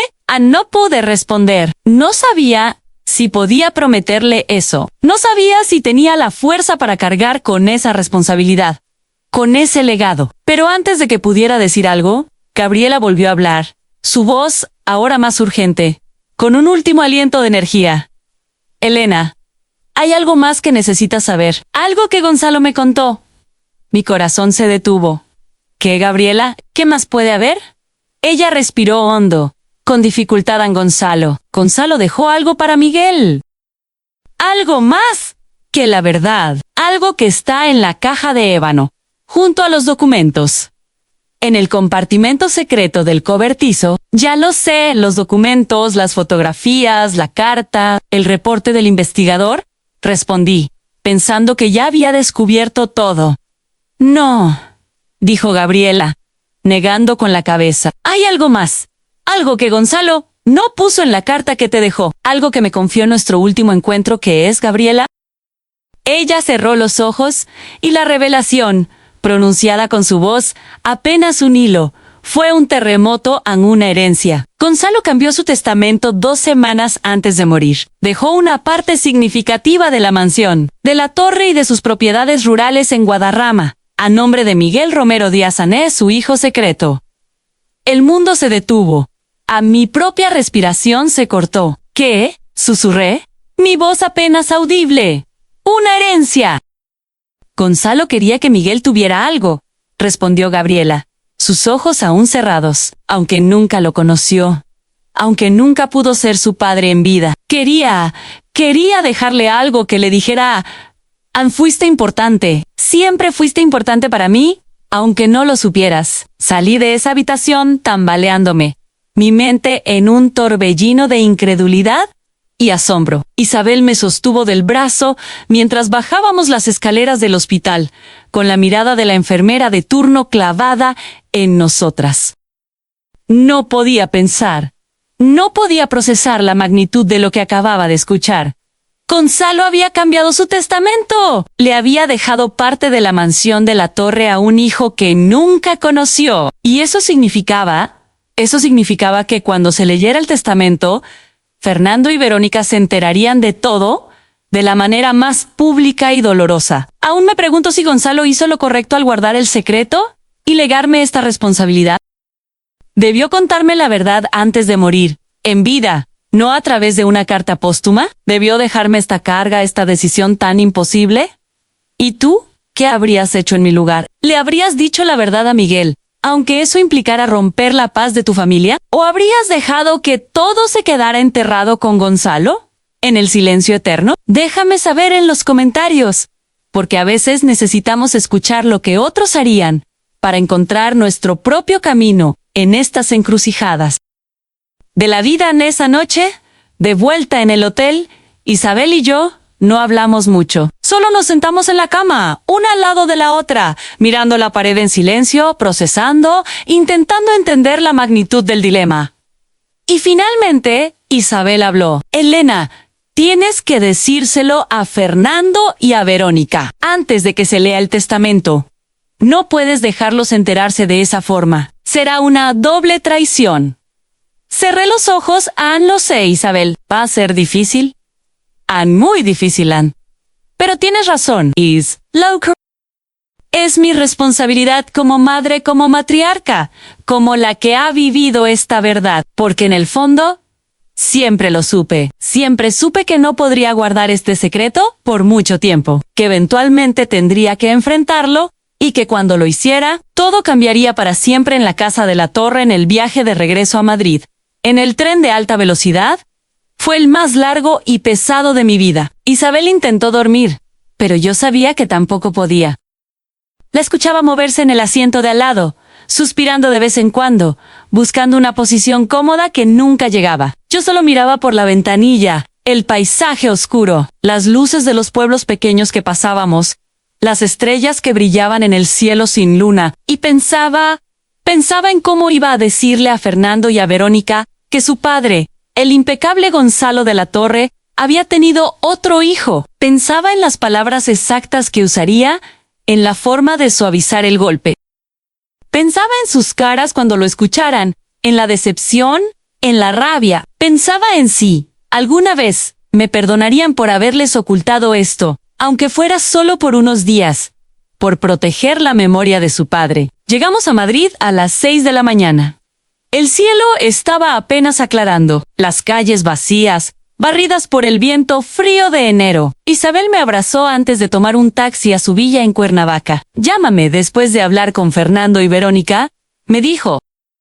No importa la hora, solo llámame. Anelena Nas, eres más fuerte de lo que crees. No lo olvides. Asentí, aunque no me sentía fuerte, me sentía rota, cargando el peso de un secreto que no era mío. Llegué a la mansión de la Torre cuando el sol ya estaba saliendo, tiñendo de oro los ventanales del salón. Dejé mi maleta en la entrada, me serví un vaso de agua fresca, me senté en la mesa del comedor y saqué mi teléfono. Marqué el número de Fernando. Sonó 3 veces antes de que contestara, su voz aún adormilada. ¿Mamá? ¿Estás bien? Son las 6:30 de la mañana. ¿Qué pasó, Fernando? Mi amor, mi voz se quebró. Necesito que vengas a la mansión hoy, lo antes posible, y que llames a Verónica para que venga también. ¿Qué pasó? ¿Estás enferma? ¿Es algo grave? No, no estoy enferma, hijo, pero necesito hablar con ustedes. Es importante. Es sobre papá. Hubo un silencio. ¿Es algo de papá? Cerré los ojos. Sí, voy. Para allá. Dame 3 horas. Tomo el primer vuelo que consiga desde Soto Grande. Gracias, mi amor. Mamá, me estás asustando. ¿Qué ocurre? Lo sé. Perdóname, pero te veo en un rato. ¿A ti y a Verónica colgó? Esas 3 horas fueron eternas. Me bañé, me puse ropa limpia, un sobrio traje de lino, preparé café de la cafetera de plata, saqué unos bizcochos caseros que tenía guardados en la alacena. Todo mecánicamente, como un robot, porque sí pensaba demasiado en lo que iba a hacer, en cómo las vidas de mis hijos iban a cambiar, no iba a poder hacerlo. Fernando llegó a las 10 de la mañana. Entró por la puerta principal de la mansión con su maleta de mano, el cabello despeinado, la camisa de seda arrugada. Se veía cansado, preocupado. Verónica llegó media hora después, con los ojos aún somnolientos, pero su rostro reflejaba la misma inquietud. «Mamá», dijo Fernando, abrazándome fuerte. «¿Qué está pasando?» «Siéntense, hijos, por favor». Nos sentamos en el salón principal, en el mismo sofá de terciopelo, donde tantas veces nos habíamos sentado, como familia Gonzalo, Fernando, Verónica y yo. Mis hijos me miraban con esos ojos grandes, llenos de preocupación, y yo no sabía por dónde empezar. «Fernando, Verónica», les dije finalmente, con la voz temblorosa pero firme, «lo que voy a contarles va a cambiar todo lo que creían saber sobre su padre, sobre vuestra familia, sobre nuestro legado de la torre». Fernando se puso tenso. «¿Qué hizo, mamá? ¿Fue algo de la galería? ¿De las finanzas?» «No hizo nada malo, hijos míos», aclaré rápidamente, «al menos no intencionalmente, no con malicia. Pero guardó un secreto muy grande, y ahora yo tengo que contárselo». «Mamá, nos estás asustando. Solo dinos qué es», pidió Verónica, su voz aguda por la ansiedad. Respiré hondo. «Vuestro padre, antes de conocerme antes de nos casáramos, estuvo comprometido con otra mujer. Una mujer llamada Gabriela». Fernando parpadeó. «Y mucha gente tiene relaciones antes de casarse, mamá. No entiendo por qué. Esa mujer», continué, mi voz casi un susurro, «quedó embarazada de vuestro padre de Gonzalo». El silencio que siguió fue como un trueno. Fernando y Verónica se quedaron paralizados. Sus caras pasaron de la confusión al shock en cuestión de segundos. «¿Qué?», susurró Fernando. «Vuestro padre tuvo un hijo, hijos míos, un hijo que nunca conoció, porque la madre, Gabriela, huyó sin decirle nada y dio al bebé en adopción. Un hijo que nació el 3 de mayo de 1977, el mismo año que nosotros nos casamos». Fernando se levantó del sofá, con una expresión de horror. «No, no, no, no. Esto no puede ser verdad. Mamá, me estás diciendo que tengo un hermano». «¿Verónica tiene un hermano?» «Sí, hijos, y vuestro padre lo supo. Lo supo hace 6 meses, antes de morir, cuando la madre de ese niño, que ahora es un hombre de 47 años, le escribió una carta contándole la verdad». Fernando comenzó a caminar de un lado a otro del salón, con las manos en la cabeza, como un león enjaulado. «No, no, no, esto no puede estar pasando. Papá nos mintió. Nos ocultó esto. Esto les conté todo, desde la llamada de don Carlos hasta la caja de ébano abierta en el cobertizo, desde la carta de Gonzalo hasta mi viaje a Sevilla, desde mi encuentro con Gabriela hasta la revelación final en el hospital, el testamento». Cuando llegué a esa parte, Fernando se detuvo en seco, su rostro pálido. «Papá, ¿le dejó parte de la mansión y de las propiedades rurales?» «Sir Fernando. Y a un hombre que nunca conoció». «¿Sí?», asintió Verónica, sus ojos llenos de lágrimas. «¿Y cuándo ibas a decirnos esto, mamá? Después de que ya lo sabías, ¿cuánto tiempo llevas guardando esto?» «Días, semanas, días. Hijos míos, ¿solo unos pocos días?» «Yo también acabo de enterarme de la magnitud completa». «Pero lo sabías, y no nos dijiste nada». La voz de Fernando se quebró. «¿Por qué, mamá? ¿Por qué no nos dijiste de inmediato?» Me levanté y caminé hacia Elan, porque tenía miedo, Fernando. Miedo de cómo ibas a reaccionar. Miedo de que odiarais a vuestro padre. A miedo de perderos. Miedo de romper la familia que Gonzalo y yo construimos. Perderme. Fernando me miró con lágrimas en los ojos. Mamá, yo nunca te dejaría. Pero siento que todo en lo que creía era una mentira. La imagen de mi padre, de nuestra familia. Todo no era una mentira, Fernando. No del todo, dije. Mi voz suave sí lo era, mamá. Papá nos mintió. ¿A ti? ¿A mí? A Verónica. A todos. Durante 38 años, vivió con un secreto que nunca nos contó. Y ahora resulta que tengo un hermano que ni siquiera sabe que existo. Un hermano que heredará parte de nuestro legado. Se dejó caer en el sofá, con la cabeza entre las manos. ¿Cómo se llama? Mamá Miguel. Miguel Romero Díaz. ¿Y dónde está? ¿Lo conociste en Sevilla? Es profesor de literatura. Lo vi de lejos. Sí, Annie, se parece mucho a vuestro padre. Fernando cerró los ojos y lloró. Nunca lo había visto llorar así, ni cuando se cayó del caballo y se rompió el brazo de niño, ni cuando su primera novia lo dejó, ni siquiera en el funeral de Gonzalo. Pero ahora lloraba como un niño. Me senté a su lado y lo abracé. Lo siento, hijo Ann. Lo siento mucho. No es tu culpa, mamá, dijo entre sollozos Ann, pero duele saber que papá guardó esto, que nunca confió en nosotros lo suficiente para contarnos. Él quería protegernos, Fernando, dijo Verónica, su voz suave. No, él quería protegerse a sí mismo, respondí con franqueza, porque si nos lo hubiera dicho, habría tenido que enfrentar su pasado, y prefirió guardarlo, y nos dejó a nosotros la carga. Nos quedamos en silencio durante un largo rato. Fernando se secó las lágrimas, se levantó, caminó hasta el gran ventanal y miró hacia los jardines.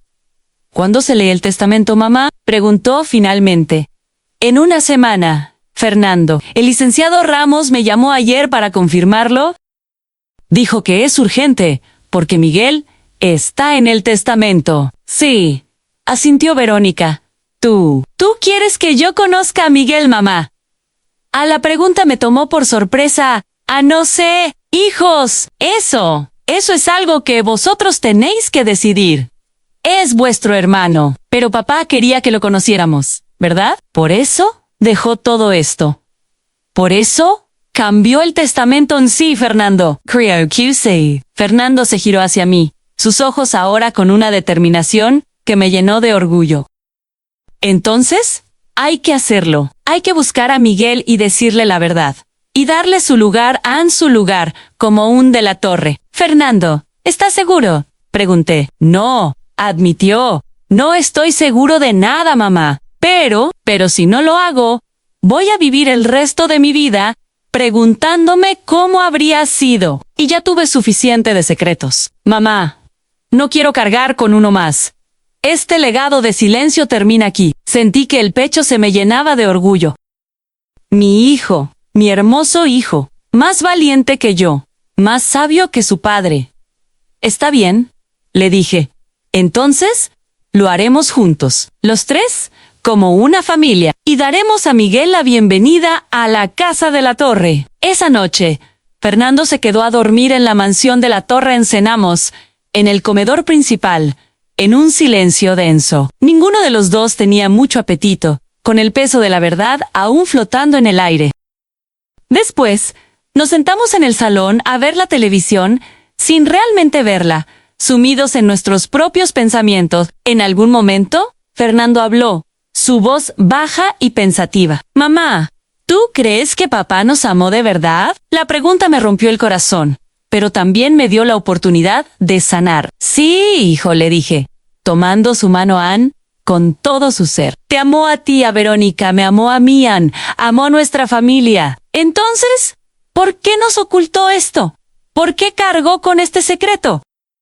Porque los seres humanos somos complicados, Fernando. Porque a veces hacemos cosas que no tienen sentido. Porque amamos y lastimamos al mismo tiempo. Y porque tu padre no era perfecto, pero era nuestro. Y era un hombre que, a su manera, intentó proteger lo que consideraba suyo. Extraño al Gonzalo que conocí, pero ahora comprendo al hombre que fue. Fernando asintió despacio. Sus ojos se llenaron de lágrimas. Yo también, mamá. Lo extraño terriblemente.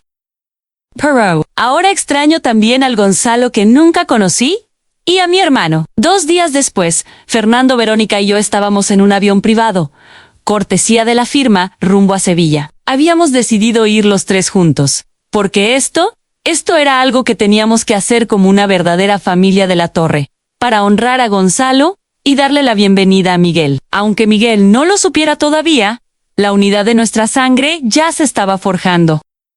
Llegamos a Sevilla al mediodía, alquilamos un coche discreto y condujimos hasta el Instituto Cervantes, la universidad donde Miguel trabajaba. Era viernes, día de clases. Nos estacionamos frente al instituto, al otro lado de la calle, bajo la sombra de unos naranjos, y esperamos. A las 2 de la tarde, como el reporte del investigador decía, Miguel salió del edificio. Fernando lo vio por primera vez y se quedó paralizado. ¡Dios mío!, susurró, su voz ahogada. Es como ver a papá. No hay duda. Es mi hermano. Es un de la Torre. Sí, mi hijo. Ese es tu hermano. Fernando observó a Miguel caminar por la acera, con su cartera de cuero al hombro y su termo en la mano. Y entonces, sin decir una palabra, abrió la puerta del coche. ¡Fernando! ¿Qué haces?, le pregunté. Una mezcla de sorpresa y temor en mi voz. Voy a hablar con él ahora, mamá, sí, ahora. Porque si no lo hago ahora, voy a perder el valor. No puedo esperar más. Salí del coche detrás de él, sintiendo la adrenalina correr por mis venas. Caminamos rápido, cruzando la calle. Miguel estaba a unos 20 metros de distancia, absorto en sus pensamientos. ¡Disculpe!, gritó Fernando. Miguel se detuvo, se giró, nos miró con curiosidad. No se acerque, miss, y cuando estuvimos frente a él, Fernando respiró hondo. Su voz, aunque un poco tensa, era firme. Miguel Romero, a mi nombre es Fernando de la Torre. Y creo que usted es mi hermano. La cara de Miguel cambió de curiosidad a confusión. De confusión a incredulidad. ¿Qué? Su padre biológico, continué yo, mi voz temblorosa, se llamaba Gonzalo de la Torre Ann. Y yo fui su esposa Ann, y este es su hijo, su hermano. Miguel nos miró como si hubiéramos perdido la razón. Yo no entiendo de qué están hablando. Esto es una locura. Sé que esto es difícil de creer, dije, mi voz suave, comprensiva. Sé que suena imposible, pero podemos hablar en algún lugar más privado. Tenemos mucho que contarle a toda la historia. Miguel se quedó en silencio durante varios segundos. Luego, finalmente, asintió Ann. Está bien, vamos a la cafetería de la esquina. Necesito entender. Nos sentamos en una mesa al fondo de una cafetería con aroma a café tostado, pedimos infusiones y bizcochos. Y le contamos todo desde el principio. Fernando y Verónica se turnaron para relatar la historia, con mi apoyo. Enrique no dijo una sola palabra mientras hablábamos, solo escuchó con los ojos fijos en nosotros, con las manos temblando alrededor de su taza de café. Cuando terminamos, se quedó en silencio durante lo que pareció una eternidad. Luego, finalmente, habló en yo. Yo siempre supe que era adoptado. Mis padres me lo dijeron cuando tenía 15 años. Pero nunca quise buscar a mis padres biológicos porque sentía que sería una traición a las personas que me criaron, a Pedro y Ana. Los amaba y no quería hacerles daño. Hizo una pausa, sus ojos buscando los nuestros. Pero ahora ustedes están aquí, diciéndome que mi padre biológico murió sin conocerme, que tengo un hermano y una hermana, y que hay una herencia. Nos miró. ¿Cómo se supone que debo sentirme? Fernando habló antes que yo. No sé cómo debe sentirse Miguel, dijo con voz suave, con una empatía que me conmovió. Pero si le sirve de algo, yo me siento igual. Confundido, enojado, triste, todo al mismo tiempo. Verónica también a Miguel lo miró. ¿A usted? ¿Usted tampoco sabía de mí? No me enteré hace apenas 3 días, respondió Fernando. Y también me enojé con mi padre, con mi madre, con el mundo. Pero ahora, Fernando sonrió tristemente. Ahora solo quiero conocerlo, Miguel, porque usted es mi hermano, y Verónica es su hermana. Y aunque no crecimos juntos, aunque no compartimos la misma vida, tenemos la misma sangre de la torre. Y eso tiene que significar algo. Miguel comenzó a llorar silenciosamente, con las manos sobre la cara. Perdón, dijo entre sollozos. Es que toda mi vida me sentí incompleto, como si me faltara algo, y nunca supe qué era. Se limpió las lágrimas, pero ahora sé que era una familia, una historia, en un lugar de donde vengo, en un nombre. Fernando extendió la mano sobre la mesa. Miguel la tomó. Y en ese momento, yo supe que todo iba a estar bien. Tal vez no ahora, tal vez no pronto, pero eventualmente. Pasamos el resto de esa tarde en la cafetería hablando. Miguel nos contó sobre su vida. Sus padres adoptivos, Pedro y Ana Romero, habían sido personas humildes, trabajadoras, pero le dieron todo el amor del mundo. ¿Me mandaron a la universidad?, dijo Miguel, con una sonrisa triste. Trabajaron doble turno durante años para que yo pudiera estudiar historia del arte a mi padre Pedro. Él murió cuando yo tenía 28 años. Di un infarto. Estaba trabajando en una construcción. Y mi madre Ana, ella se fue hace 5 años de cáncer. Se limpió las lágrimas. Nunca les pude agradecer lo suficiente. Nunca pude devolverles todo lo que hicieron por mí. Fernando y Verónica escuchaban en silencio, conmovidos. Por eso, nunca busqué a mis padres biológicos. Continuó Miguel porque sentía que sería traicionarlos. Como si dijera que ellos no fueron suficientes. Fueron más que suficientes. Pero igual, te hacía falta algo, ¿verdad? Dije yo suavemente. Miguel asintió. Sí, abuela. Siempre me faltó algo. No sabía qué, pero era como un hueco, como una pregunta sin respuesta. Fernando le habló de Gonzalo. Le contó cómo era, cómo trabajaba en su galería desde el amanecer, cómo amaba el arte, la restauración. Cómo le enseñó a él y a Verónica a reconocer un Caravaggio de un Velázquez, cómo lo sentaba en sus hombros para que pudiera tocar las ramas más altas de los olivos de la mansión. Era un buen hombre, Miguel, dijo Fernando. No perfecto, pero bueno. Y sé que si hubiera sabido de ti desde el principio, te habría buscado, te habría criado, te habría dado todo lo que te merecías. Miguel escuchaba con los ojos brillantes. ¿De verdad? ¿Lo cree? Sí, lo sé, respondió Fernando con una certeza que me conmovió. Se quedaron mirándose en dos hombres que no se conocían, pero que compartían la misma sangre, los mismos ojos, la misma sonrisa tímida. Al caer la tarde, Miguel nos invitó a su apartamento. Era pequeño. Un solo cuarto con una cocina integrada, un baño y un pequeño balcón con vista a la calle.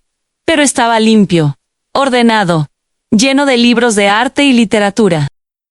Perdonen el desorden, dijo mientras nos invitaba a pasar. No acostumbro recibir visitas. Está perfecto, le dije. Nos sentamos en el pequeño sofá. Miguel preparó café, sacó unas galletas que tenía guardadas y seguimos hablando durante horas, como si todo el tiempo perdido pudiera recuperarse en una sola conversación. En algún momento, Miguel preguntó, ¿y la herencia? ¿Qué es exactamente lo que Gonzalo me dejó? Fernando y yo nos miramos. No lo sabemos con exactitud, admití. El testamento se lee en 5 días, pero según lo que Gabriela me dijo, Gonzalo te dejó una parte significativa de la mansión de la torre y de sus propiedades rurales. De la mansión. Miguel se quedó callado en yo. Yo no quiero nada, dijo finalmente. No vine aquí buscando dinero o tierras. Vine porque ustedes me dieron algo que el dinero nunca podría comprar. Una historia, una familia, un lugar. Y eso vale más que cualquier herencia. Fernando sonrió. Lo sé, Miguel, pero eso no cambia el hecho de que papá quiso dejarte algo. Y creo que debemos respetar su voluntad. Es tu derecho. Miguel bajó la mirada. No sé si puedo aceptarlo. No me parece justo, Fernando. Fernando creció con él.